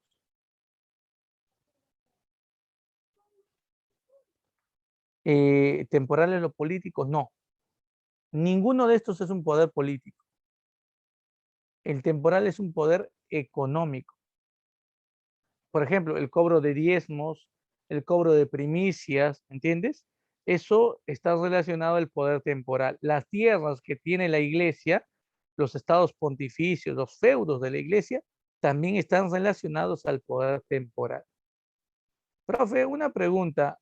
¿Y el poder espiritual? El poder espiritual, chicos, El poder espiritual es el poder ideológico, el poder que tiene la iglesia de controlar las mentes ideológicamente. Este poder espiritual se había visto debilitado a raíz del cisma de Oriente. Cuando en la iglesia, en el Imperio Bizantino se crea la iglesia ortodoxa, en ese momento se debilita este poder espiritual. Por lo tanto, la iglesia lo que quería es, yo voy a ayudar al emperador bizantino, Alejo I, y le voy a demostrar a todos que la iglesia verdadera es la iglesia católica. Eso es lo que buscaba en verdad la iglesia detrás de todo esto. Recuerda, la idea de recuperar Tierra Santa es un pretexto. Ahora miren, también tenemos por aquí a quienes, a los señores feudales. ¿Cuál es su objetivo? El objetivo de estos señores feudales, chicos, es obtener nuevos feudos. Claro, el Papa les dice lo siguiente: si ustedes luchan en contra de los turcos y los vencen, ustedes van a poder apoderarse de estas tierras en Asia. Esos serán sus nuevos feudos. Y eso los motiva a los señores feudales. Además de esto, la iglesia le dice, no, si ustedes luchan por recuperar Tierra Santa, van a lograr alcanzar la salvación de su alma en el cielo, la vida eterna. Claro, les ofrece también eso. Pero recuerden que el señor feudal también le interesa qué cosa, el aspecto económico. Ahora, ¿cuál es el beneficio o el interés que quiere la burguesía? ¿Qué quiere la burguesía? La burguesía son los comerciantes, chicos, de las ciudades. Recuerden que para ese tiempo, miren, atentos con esto, para el siglo XI, acuérdate de este siglo XI, poco a poco las ciudades van a ser nuevamente pobladas. Pero mira, si esta era una ciudad y esta era otra ciudad, las ciudades se ubicaban ¿dónde? ¿Dentro de qué? Dentro de los feudos. Por lo tanto, todavía estaban ¿qué? Dominados por quién? Todavía estaban dominados por los señores feudales, chicos. Todavía se encontraban dominados, por lo tanto, por los señores feudales. Entiendo, profe. Claro, no te olvides de esto, por favor. Entonces, ¿qué querían la burguesía, los habitantes de estas ciudades? Voy a financiarte a ti, señor feudal, te voy a dar dinero para que compres caballos, para que compres armas, contrates hombres para luchar contra estos turcos, pero a cambio de algo. Señor feudal, queremos nosotros la autonomía de nuestras ciudades, es decir, una independencia política. Ojo, ojo con esto. ¿Cómo se llama el documento a través del cual el señor feudal le brindaba autonomía a estas ciudades? Les daba independencia y les daba la potestad a estas personas de las ciudades a elegir a su propio gobernante, que sería el alcalde o burgomaestre. ¿Cómo se llama ese documento? Se llaman así, chicos. Se llaman cartas Libertad, cartas Puebla, es otro nombre. Se le llama también fueros, sí, se le llama fueros, o también se le llama cartas franquicias. Ya, no te vayas a olvidar. Tenemos 4 nombres para este documento, apúntalo. Documento a través del cual el señor feudal le daba autonomía a las ciudades. Se llaman Cartas Puebla, Carta Libertad, Cartas Franquicias o fueros simplemente. ¿Ya está? Muy bien. Sigamos. ¿Cómo se inician las cruzadas? Bueno, el Papa Urbano II es quien convoca las cruzadas en el llamado Concilio de Clermont. No te vayas a olvidar. En el Concilio de Clermont. Muy bien. La respuesta aquí sería la alternativa D. Muy bien, muy bien. Ahí está. Claro. Profe, ¿por qué la D? Chicos, nos están preguntando cuál es la causa del feudalismo. Mira, la necesidad de difundir el sistema feudal en Oriente, o sea, en Asia, sí, es el interés de quién, de los señores feudales. ¿Qué más? Frenar la difusión del Islam al continente europeo, también ese es un interés de quién, de la Iglesia Católica, ¿no? La C, el interés de la Iglesia de recuperar y mantener el poder espiritual debilitado en el siglo X, claro, verdadero. 4, el conseguir la autonomía administrativa de las ciudades mediante las cartas Puebla a partir del siglo XI, verdadero. Ese es el interés de quién, de la burguesía. Y la 5 no, pues dice, la anulación de los sacramentos mediante la excomunión. No, pues eso es falso. Eso es un distractor nada más. Entonces una respuesta es la D. Muy bien por ahí, Carlos. Excelente. Chicos, ¿qué pasó con los demás? A ver, miren, ¿qué cosa es esto de la excomunión? La excomunión es Es un elemento de poder que tiene la iglesia también. Profe, un elemento de poder, sí. ¿Saben por qué te digo que es un elemento de poder? Porque a través de la excomunión, ¿m? A través de la excomunión, la iglesia tiene la potestad de separar a una persona de la iglesia. La excomunión es quitarle los sacramentos, anular los sacramentos que una persona tenía. Recuerda, ¿desde qué momento uno en el mundo cristiano católico es parte de la iglesia? ¿Desde qué momento? Desde el momento en que nosotros nos bautizamos. El bautismo es el primer sacramento. A partir de ahí somos llamados hijos de Dios. Pero si anulan nuestro bautismo, ¿qué seremos? ¿Hijo de quién? Del diablo. Recuerden que esta idea del teocentrismo, la idea de que Dios es lo más importante, este pensamiento católico era muy fuerte en la Edad Media, bastante fuerte, chicos, muy fuerte. Ahora, por otro lado, también debemos tomar en cuenta nosotros la siguiente idea. Si en la iglesia anula los sacramentos de todo un pueblo, ¿cómo se llama? Eso ya no se llama excomunión, se llama así, interdicción. Interdicción, apunten, ¿ah? Interdicción. Profe, una pregunta, ¿la excomunión entonces está relacionada a qué poder de la iglesia? ¿Al poder temporal o al poder espiritual? A ver, la excomunión, la interdicción, esto de quitarle o anular los sacramentos de las personas, están vinculados a qué poder. A ver, ¿a qué poder, chicos? Esto está vinculado al poder espiritual, no te vayas a olvidar. Muy bien, muy bien, muy bien. Listo. Oye, ¿cuántas cruzadas fueron?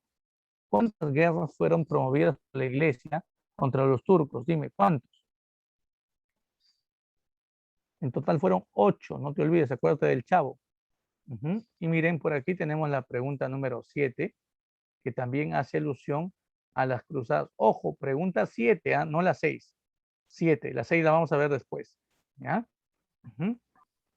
Profe, ¿me tengo que aprender las 8 cruzadas? No, pues no te tienes que aprender las 8. No hay necesidad de aprenderte las 8. Pero sí tienes que aprenderte las más importantes. Por ejemplo, la primera cruzada tiene 2 fases incluso. La primera fase, llamada fase popular, que va, esta fase popular se desarrolla en el año 1095. 1095, sí. Y miren,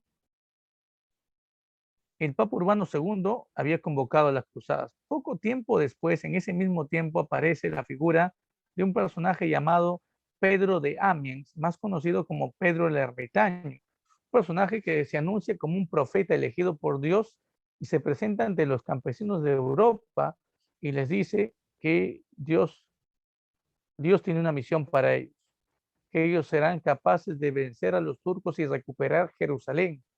Los campesinos son guiados por ellos. Al final, esta cruzada popular termina siendo un total fracaso. Fueron masacrados por los turcos, chicos. Claro, ellos fueron masacrados por los turcos, no te olvides. La iglesia inmediatamente se termina lavando las manos, anuncia de que ellos no han organizado bajo ningún motivo esta cruzada, que Pedro de Amiens o Pedro de Ermitaño era un falso profeta. E inmediatamente la iglesia lo que hace es llevar a cabo esto, la cruzada señorial, chicos. Profe, la cruzada señorial, sí. Son señores feudales nobles los que van a ir a luchar contra los turcos. Estamos hablando de quién? De Godofredo, por ejemplo, de Boillón, y Emilio de Tolosa, quienes terminan dirigiendo esta cruzada. Profe, al final, ¿esta cruzada fue exitosa o no?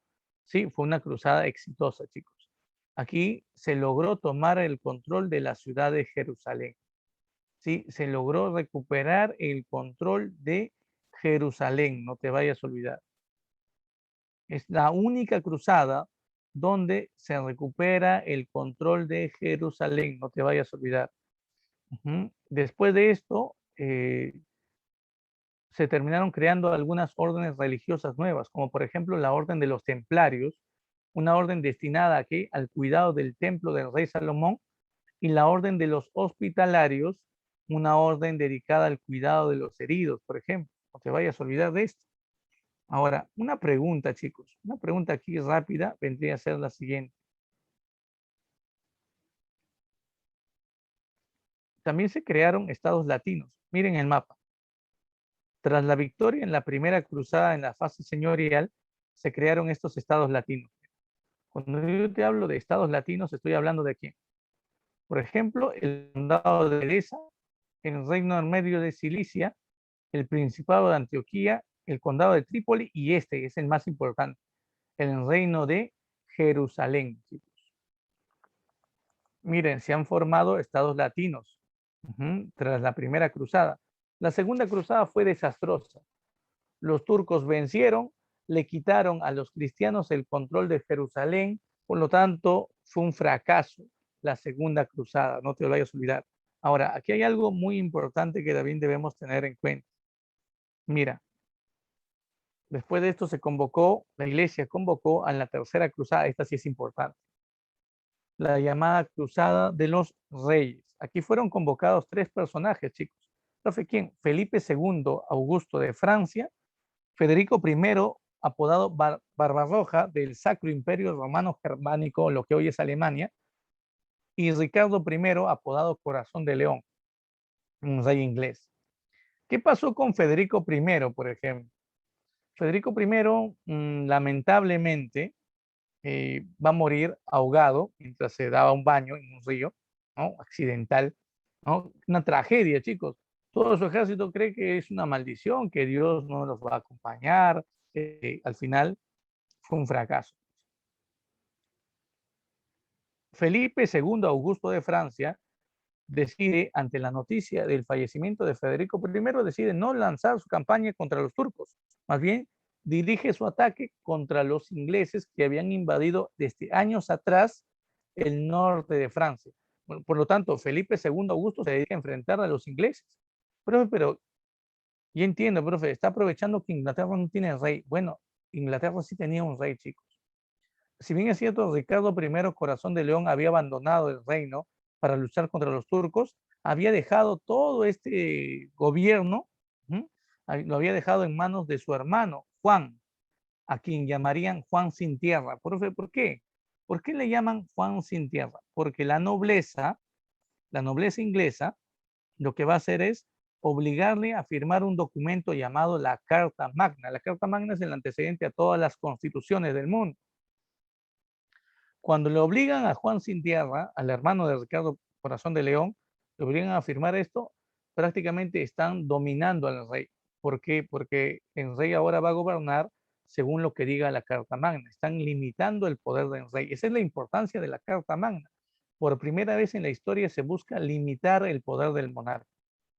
Profe, y al final, ninguno de los tres lucha contra los turcos. Bueno, solamente Ricardo I es el que enfrenta al sultán Saladino.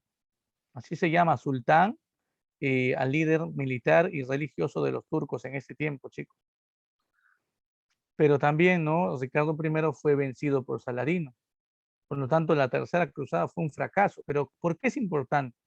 Porque Ricardo I logra un pacto con Saladino, logra un permiso especial, logra un permiso especial para que los cristianos puedan peregrinar a Jerusalén, es decir, puedan visitar la ciudad sagrada de Jerusalén. Claro, con la condición de no llevar armas ni tampoco llevar productos para vender. Esa es la condición que le pusieron los turcos.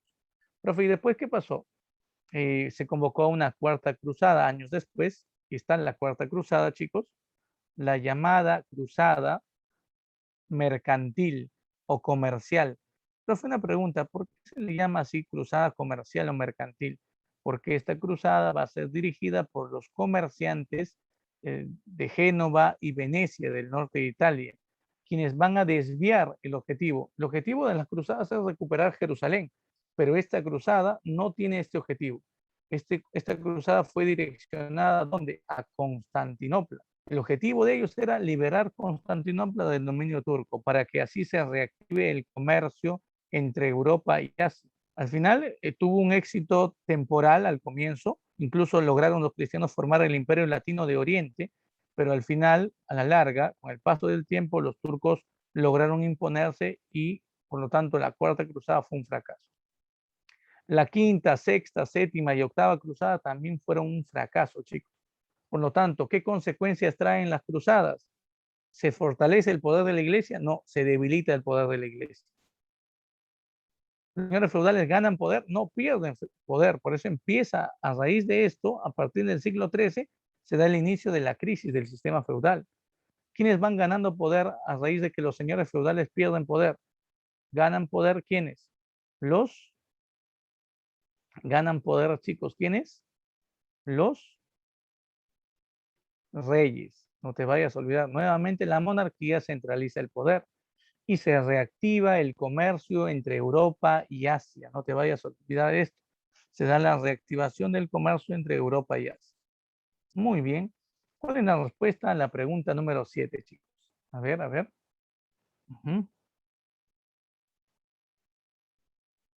La 1, verdadero, ¿no? Claro, la cruzada campesina fue derrotada, obviamente, por la falta de organización, preparación y experiencia militar. 2, el Imperio Latino de Oriente se formó como consecuencia del desarrollo de la cruzada de los comerciantes, verdadero, de la Cuarta Cruzada. La Cruzada de los Reyes fue convocada ante la caída del condado de Edesa en manos de los turcos y la amenaza de la caída de Jerusalén. Ya, sí. Chicos, recuerden, cuando se convoca, cuando cae el condado de Edesa y hay una amenaza para que caiga Jerusalén, se convoca a la Segunda Cruzada, no a la Cruzada de los Reyes. ¿Ya? Esto es falso. 4. Bajo el liderazgo de Godofredo de Boillón, la cruzada señorial fue la única cruzada que logró su objetivo principal, o sea, recuperar Jerusalén. Verdadero. ¿Cuál es la respuesta aquí entonces? La respuesta sería la alternativa B, ¿no? Verdadero, verdadero, falso, verdadero. Esa sería la respuesta. Ya está. Muy bien, tenemos ahora otro temita por aquí, chicos. Tenemos el tema de renacimiento urbano comercial. Tenemos la pregunta número 6. A ver, el renacimiento urbano comercial es un periodo que se desarrolla entre el siglo XI y el siglo XIII. Chicos, siglo XI, siglo XIII. ¿Qué pasó? Su mismo nombre nos dice. Entre estos siglos, las ciudades se vuelven nuevamente centro de vida y centro de la actividad comercial. Entonces, profe, ¿a raíz de qué? ¿Por qué? ¿Cuáles son las causas de este renacimiento urbano comercial? Aquí están las causas. Primero, que a partir del siglo XI empieza el óptimum climático medieval. ¿Qué significa eso? Se empieza a desarrollar un clima óptimo, chicos. Un clima óptimo, ¿dónde? Un clima óptimo en Europa. ¿Qué significa eso? Aumenta la temperatura y eso hace que nuevos lugares, nuevas zonas que antes no eran aptas para la agricultura, ahora se conviertan en territorios aptos para la actividad agrícola. Entonces, esto es importante, porque también esto va de la mano a este proceso llamado revolución agrícola medieval. ¿Qué es lo que se impulsa esto, chicos? Miren, se impulsa esto. La tierra termina siendo dividida en 3 partes, como ves aquí. Y se empieza un sistema de rotación. Te explico cómo. La imagen únicamente representa la tierra agrícola en 3 partes, chicos, durante el primer año. Una parcela dedicada a la producción de trigo, otra a la producción de avena y la tercera al barbecho. Empieza a desarrollarse esto, el barbecho. ¿Qué es el barbecho, chicos? Vamos, lúcete. ¿A qué se llama barbecho? A ver, ¿qué cosa es el barbecho? Nada por ahí. El barbecho es la tierra de descanso, chicos. La pregunta es, ¿por qué no se siembra nada? ¿Por qué se tiene que hacer descansar una porción de la tierra agrícola? ¿Por qué?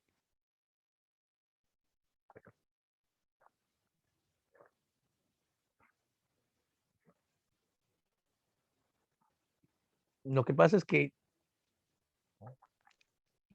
ya para que sea más productiva, sí, para que recupere los nutrientes principalmente. Muy bien, por ahí también camina muy bien, Pando. Claro, lo que pasa, chicos, es que hay plantas cuya raíz absorbe demasiados nutrientes al ser sembrada. Entonces, por ejemplo, tú puedes sembrar, ejemplo, la maca, ¿no? Tú puedes sembrar maca en un lugar 1 año, 2 años, 3 años, y al cuarto año ya no te produce nada de esa tierra, porque ha perdido totalmente su nutriente. Entonces, era necesario que la tierra descanse, por eso se creó este sistema del barbecho. ¿Y sabes qué hacían en las tierras de barbecho? Se dedicaban a la crianza de ganado. Criaban ganado, vacunos, por ejemplo, ovinos, se dedicaban a la crianza. En segundo año, ¿qué es lo que va a pasar? El segundo año ocurre lo siguiente, mira, aquella zona donde que tú habías destinado para el cultivo de la avena, ahora va a ser destinado ¿a qué? Al cultivo del trigo. Aquella zona donde tú en el primer año cultivaste trigo, ¿qué vas a hacer en el segundo año? Destinado al barbecho. Y aquella zona dedicada al barbecho, ¿qué vas a hacer? Ahora vas a destinar ¿a qué? Al cultivo de la avena. Y así van rotando año tras año, chicos. Aquí se va a desarrollar un sistema entonces llamado sistema de rotación de cultivos. Ya un sistema muy importante. Ahora, muchachos, un dato aquí que debemos tener en cuenta, un dato que sí debemos tener en cuenta nosotros es lo siguiente. Cada 3 años el cultivo inicial va a ser sembrado nuevamente en este territorio. Ahora, no solamente es esto, no solamente es el sistema de rotación trienal de cultivos que hemos visto, sino también se introduce esto, las roturaciones a gran escala. ¿Qué es eso? Que este término muchas veces no lo conocemos. Roturación es métodos para obtener nuevas zonas agrícolas. Por ejemplo, se terminan secando pantanos y se los terminan rellenando para aprovechar estas áreas como zonas agrícolas. Se terminan talando los bosques para desarrollar agricultura en estas áreas. Este es el sistema de roturaciones, pero también hay adelantos técnicos. Por ejemplo, el uso de un nuevo arado, un arado más pesado, porque obviamente las tierras ahora eran muchas más duras, no eran tierras ligeras o suaves, sino que se tenía que abrir una zanja utilizando metal, un arado de hierro fundido, el llamado arado normando, por lo tanto era un arado más pesado. Por lo tanto, el animal que va a terminar siendo utilizado ahora para jalar este arado va a ser el caballo. El caballo como animal de tracción es utilizado a partir de este momento. Además de esto, se utilizan nuevas fuentes de energía, como por ejemplo estos dos. ¿Qué vienen a ser, profe? El primero es el molino de agua. Se utiliza la energía del río, el agua. Y la otra, miren, es el molino de viento. Se utiliza, por lo tanto, la energía, ¿no? De los vientos. Espero que no te vayas a olvidar de esto, la energía eólica. Ujú.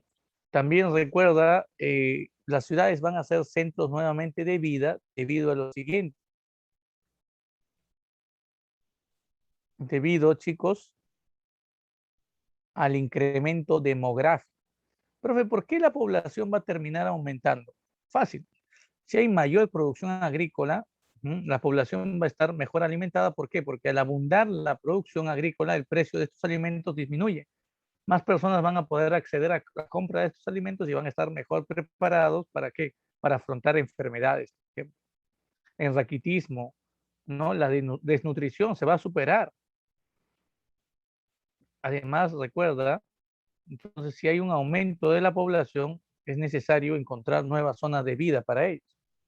Y se va a elegir, obviamente, las ciudades.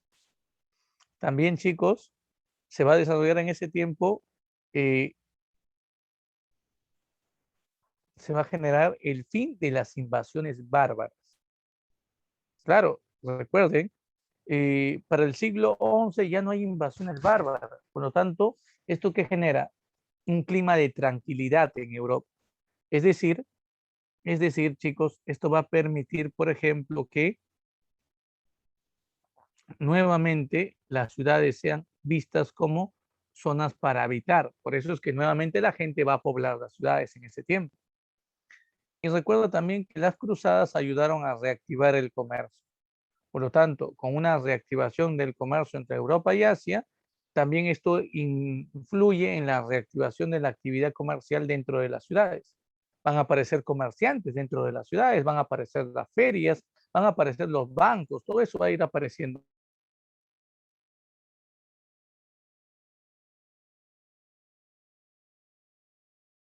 ¿Mm?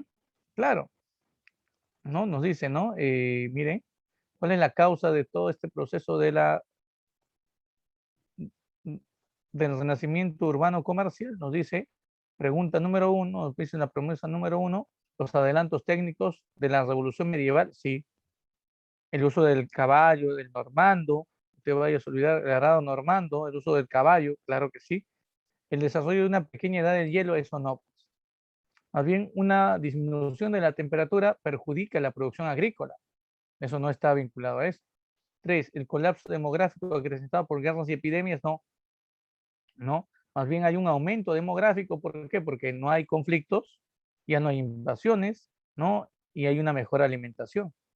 El 4, el clima de paz en los caminos y la navegación generada por las cruzadas. Claro que sí.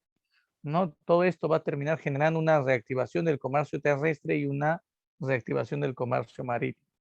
Muy bien, tenemos también la pregunta número 8, chicos, que está sobre los gremios. Ahora vamos, acuérdate qué cosas son los gremios y marca, por favor, la respuesta. Miren por aquí. Algunas características de este tiempo vienen a ser que van a nuevamente resurgir las ciudades. ¿Y cómo se va a llamar al grupo de personas que viven en las ciudades? Como las ciudades en Alemania van a llamarse burgos, y es el nombre más común, a los habitantes de estos burgos se le va a llamar burgueses o burguesía. Y después se va a asociar bastante a estas personas, se va a asociar bastante a estas personas, chicos, con la actividad comercial. Burguesía va a ser aquel grupo que se va a dedicar a obtener mayores ingresos económicos. Por ejemplo, una persona que arrienda un local es un burgués. Una persona que termina, por ejemplo, teniendo un banco y brinda crédito con intereses también es un burgués. Pero en su mayoría son comerciantes. En ese tiempo van apareciendo los bancos, por lo tanto aparecen los créditos. También, recuerden, aparecen las ferias, los mercados temporales y aparecen las cofradías. ¿Qué son las cofradías? Son agrupaciones de comerciantes reunidos alrededor de un santo, de un patrón o de una virgen. Si tú alguna vez has ido al mercado popular, no a un supermercado, estoy hablando de un mercado popular, ¿no? En el Agustino, por ejemplo, hay varios. En tu distrito, de repente, si eres de otro lugar, también debe haber varios. Profe, mm, mercado popular, claro.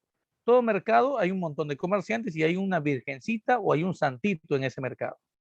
Hoy en día las cofradías no se han convertido en esto. Y también en este tiempo se difunden las universidades, aparecen nuevas universidades. ¿Por qué te digo nuevas universidades? Porque la primera universidad fue la de Bolonia, en Italia, en el año de 1088. A partir de ahí se fueron fundando nuevas universidades. Oxford, Cambridge, por ejemplo, en Inglaterra, la Universidad de Sorbona, la Universidad de París en Francia, la Universidad de Salamanca en España, y fue a imagen y semejanza de la Universidad de Salamanca que se fundó San Marcos. Pero también, chicos, aparecen en las ciudades, aparece un nuevo tipo de actividad, la actividad artesanal.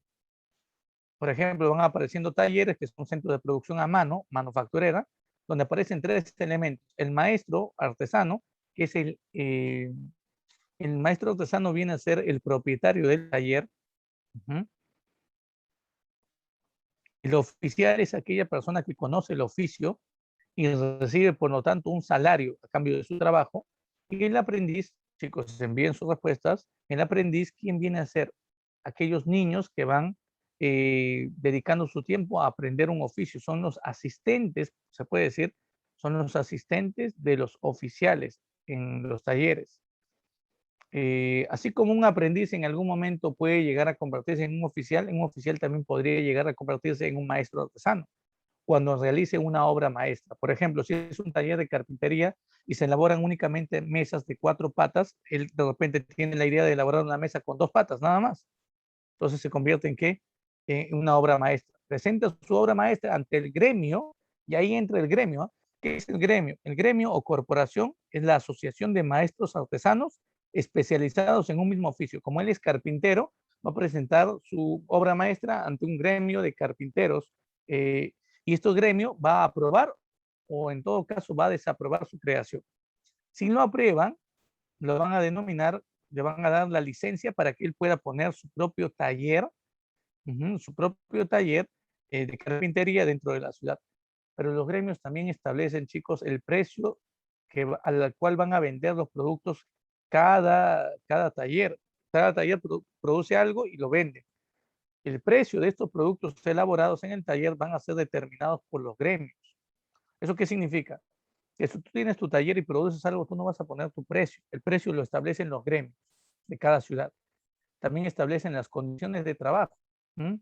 el horario de trabajo, por ejemplo, lo fijan ellos. Por lo tanto, ya tienes la respuesta, ¿verdad? Dime cuál es la respuesta en la pregunta 8. Así como también surgen las ligas. Profe, ¿qué son las ligas? Son la unión de ciudades comerciales. Estas ciudades obviamente van a tener como función mejorar el intercambio comercial. Hay varias ligas. La Liga Lombarda es la más importante. Estas ciudades italianas, Génova, Venecia, Florencia, van a manejar, por ejemplo, el comercio de las especias de la India. Ellos son los que van a dominar el comercio de las especias. Muy bien, chicos. A ver, dime cuál es la respuesta a esta pregunta. A ver, ¿qué marcaste? Entre su función no destaca, dice. ¿Cuál es? ¿Cuál no es? Ujú.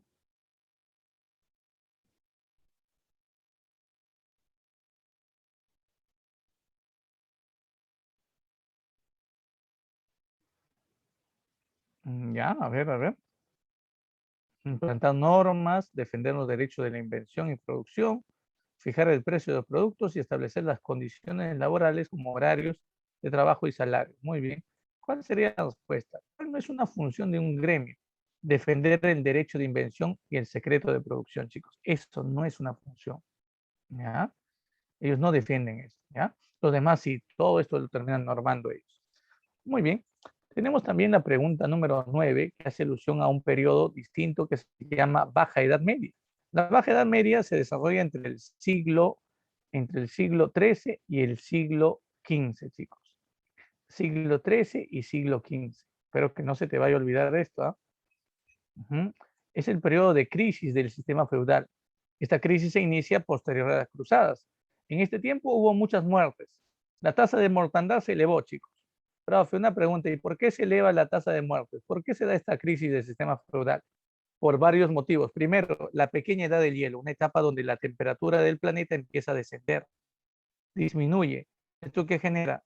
Que se reduzcan las zonas agrícolas, las zonas de cultivo, que por lo tanto, al haber reducción de zonas de cultivo, se reduce la producción de alimentos. Chicos, ¿qué pasa cuando la producción de alimentos disminuye? ¿Qué pasa con el precio de estos alimentos? Sube, ¿sí o no? Se eleva el precio. ¿Y esto qué genera? Que menos personas puedan obtener alimentos. Por lo tanto, se opta por esto. La subalimentación, es decir, alimentarte por ejemplo, consumir alimentos con menos contenido proteico. O en todo caso, la hambruna, pues, a partir de 1270 en el mundo se desarrollaba esto. Hambrunas en Europa. Imagina, la hambruna va a generar ¿qué cosa? Que la persona esté propensa al raquitismo, a la anemia y a cualquier enfermedad que trate de dañar su sistema inmunológico. Y hablando de enfermedades, durante este tiempo se desarrolló una pandemia, no una epidemia, chicos. Aquí la respuesta debe ser la de, ¿no? Una epidemia, profe, ¿cuál? ¿Qué epidemia? La peste negra, pues chicos. Por eso es que la 4 también es verdadera. Ujú. Claro, por eso es que la 4 también es verdadera.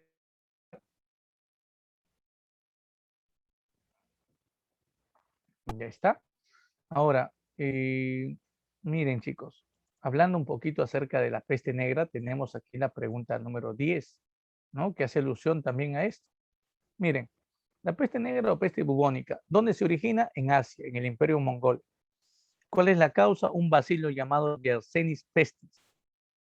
Profe, una pregunta, ¿y cuáles eran los síntomas? ¿Verdad que era fiebre? Bueno, lo primero que ocurría, lo primero que debemos saber, chicos, es, si bien es cierto, se origina de un bacilo llamado Yersinia pestis, en la gente que ayuda a transmitir la peste, ¿cuál es?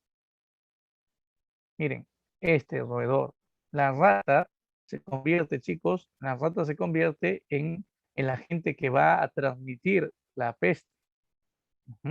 Bastaba que te picaba la pulga y te enfermabas. Lo primero que aparecía es lo siguiente. Mira, a la altura de tu cuello aparecía esto, nódulos, o bubones, por eso se llama peste bubónica, ¿no? Estos tenían alta temperatura, se iban inflamando hasta crecer y reventar. Mientras todo este proceso se daba, ¿no? La temperatura de tu cuerpo iba aumentando. Empezaban las convulsiones, te debilitabas, ¿no? La fiebre era intensa y el 80% de las personas que se enfermaban con esto fallecían. el 80%. Ahora, se llama negra porque después de reventar el bubón, dejan manchitas negras en tu cuerpo. De ahí viene el nombre peste negra. La medicina no pudo hacer nada para enfrentar esta enfermedad, chicos. Recuerden, no había vacunas, ¿no? No había cura. ¿Eso qué significa? Que la peste se difundió por el mundo, por Europa, y algunos lograron sobrevivir, por suerte, al tener mejores defensas, pero la gran mayoría muere. La consecuencia justamente es esto, muertes. 20 millones de muertos aproximadamente. Algunas cifras, ¿no?, de algunos estudiosos arrojan un poquito más, incluso llegan a exagerar hasta 25 millones de personas murieron en Europa nada más, ¿ah? Lo cual que genera, chicos, un colapso demográfico, un descenso demográfico. ¿Sabes lo que pasó, por ejemplo, con la mano de obra agrícola? Como había muchas personas que habían muerto y no había gente que trabajaba en la tierra, ofrecieron, los dueños de estas tierras ofrecían más dinero a los trabajadores agrícolas, porque obviamente que te vas exponiendo a contagiarte de la enfermedad, ya que en el campo es más fácil que se propaguen los roedores, por lo tanto la peste. Pero también va surgiendo el movimiento de los flagelantes. Profe, ¿quiénes son ellos? Son un grupo de personas que recrean la pasión de Cristo. Ellos creen que esto es un castigo divino, creen que Dios está castigando a las personas y mientras vamos viendo la imagen de una persona contagiada, chicos, estos dicen, la única forma de salvarnos de la muerte es volviendo a creer en Dios, pero también limpiando nuestros pecados. Hay que autoflagelarnos. Si se flagelaban, ¿ah? Llevaban el ídolo, por ejemplo, la imagen de la Virgen María, de Jesucristo, llevaban una cruz y se iban castigando. Ujú. Mientras iban por las ciudades en una procesión, se castigaban. Llegaron incluso a criticar la jerarquía de la Iglesia Católica y por eso es que el Papa Clemente VI los declaró como un grupo de herejes. Así es, y fueron perseguidos por la Santa Inquisición. Pero durante la Baja Edad Media también se desarrolla esto, la llamada Guerra de los 100 años, que en verdad no dura 100 años, dura 116 años. Los ingleses invadieron el norte de Francia, Normandía. Los franceses obviamente trataron de expulsar a los ingleses invasores y hay una mujer que se convierte en una heroína porque defiende la ciudad de Orleans. Por eso le llaman la doncella de Orleans en Francia. Esta mujer se llama Juana de Arco, no te olvides. Al final, recuerden que la muerte de Juana va a generar que los franceses se den cuenta de que si ellos se mantenían divididos, porque muchos señores feudales no apoyaban al rey Carlos VII, si ellos se mantenían desunidos, divididos, los ingleses iban a vencer. Así que se va generando una unidad, una unidad francesa y al final los franceses logran expulsar a los ingleses. La victoria es para Francia al final. Pero recuerden que un conflicto tan largo, si bien es cierto no fue permanente, debilitó la economía tanto de los ingleses como de los franceses. Acuérdate de esto. ¿Mm? ¿Y cuál sería la respuesta a esta pregunta, chicos? A la pregunta número 10. Dice, la Gran Depresión medieval del siglo XIV podría definirse como un proceso de ruptura y decadencia del que sucumbía bajo el influjo de una nueva economía de carácter urbano y comercial comprometida en la búsqueda de mercados, la acumulación de dinero manifestada. La manifestación más resaltante de esta crisis fueron las hambrunas y ya está, muy bien. Están hablando primero de la crisis del sistema feudal, ¿verdad? La decadencia del feudalismo, porque surge el capitalismo, obviamente, y al final debe ser hambrunas. ¿Qué más? Guerras, las guerras obviamente generan muertes y obviamente las epidemias, ¿no? Las enfermedades. Entonces aquí, chicos, ¿cuál sería la respuesta? Claro, ¿no? Muy bien. La respuesta sería la alternativa B, ¿no? Esa sería la respuesta en esta pregunta. Así es. Y bueno, chicos, así es como terminamos nuestra clase del día de hoy. Creo que se han cansado, ¿no? Al último ya los vi muy, muy cansados, ¿no? La siguiente semana va a ser más cansado todavía, Edad Moderna, no te olvides, más cansado. Vamos a llegar hasta la Revolución Francesa, a momentos previos a la Revolución Francesa, hasta la independencia de los Estados Unidos. Muy bien. Chicos, agradecer su atención. Gracias, Camila. Y bueno, pedirles que estudien más, por favor, pedirles que estudien más, ¿sí? Por favor, estudien más. Ya se acerca el momento clave, así que hay que esforzarnos a más del 100%.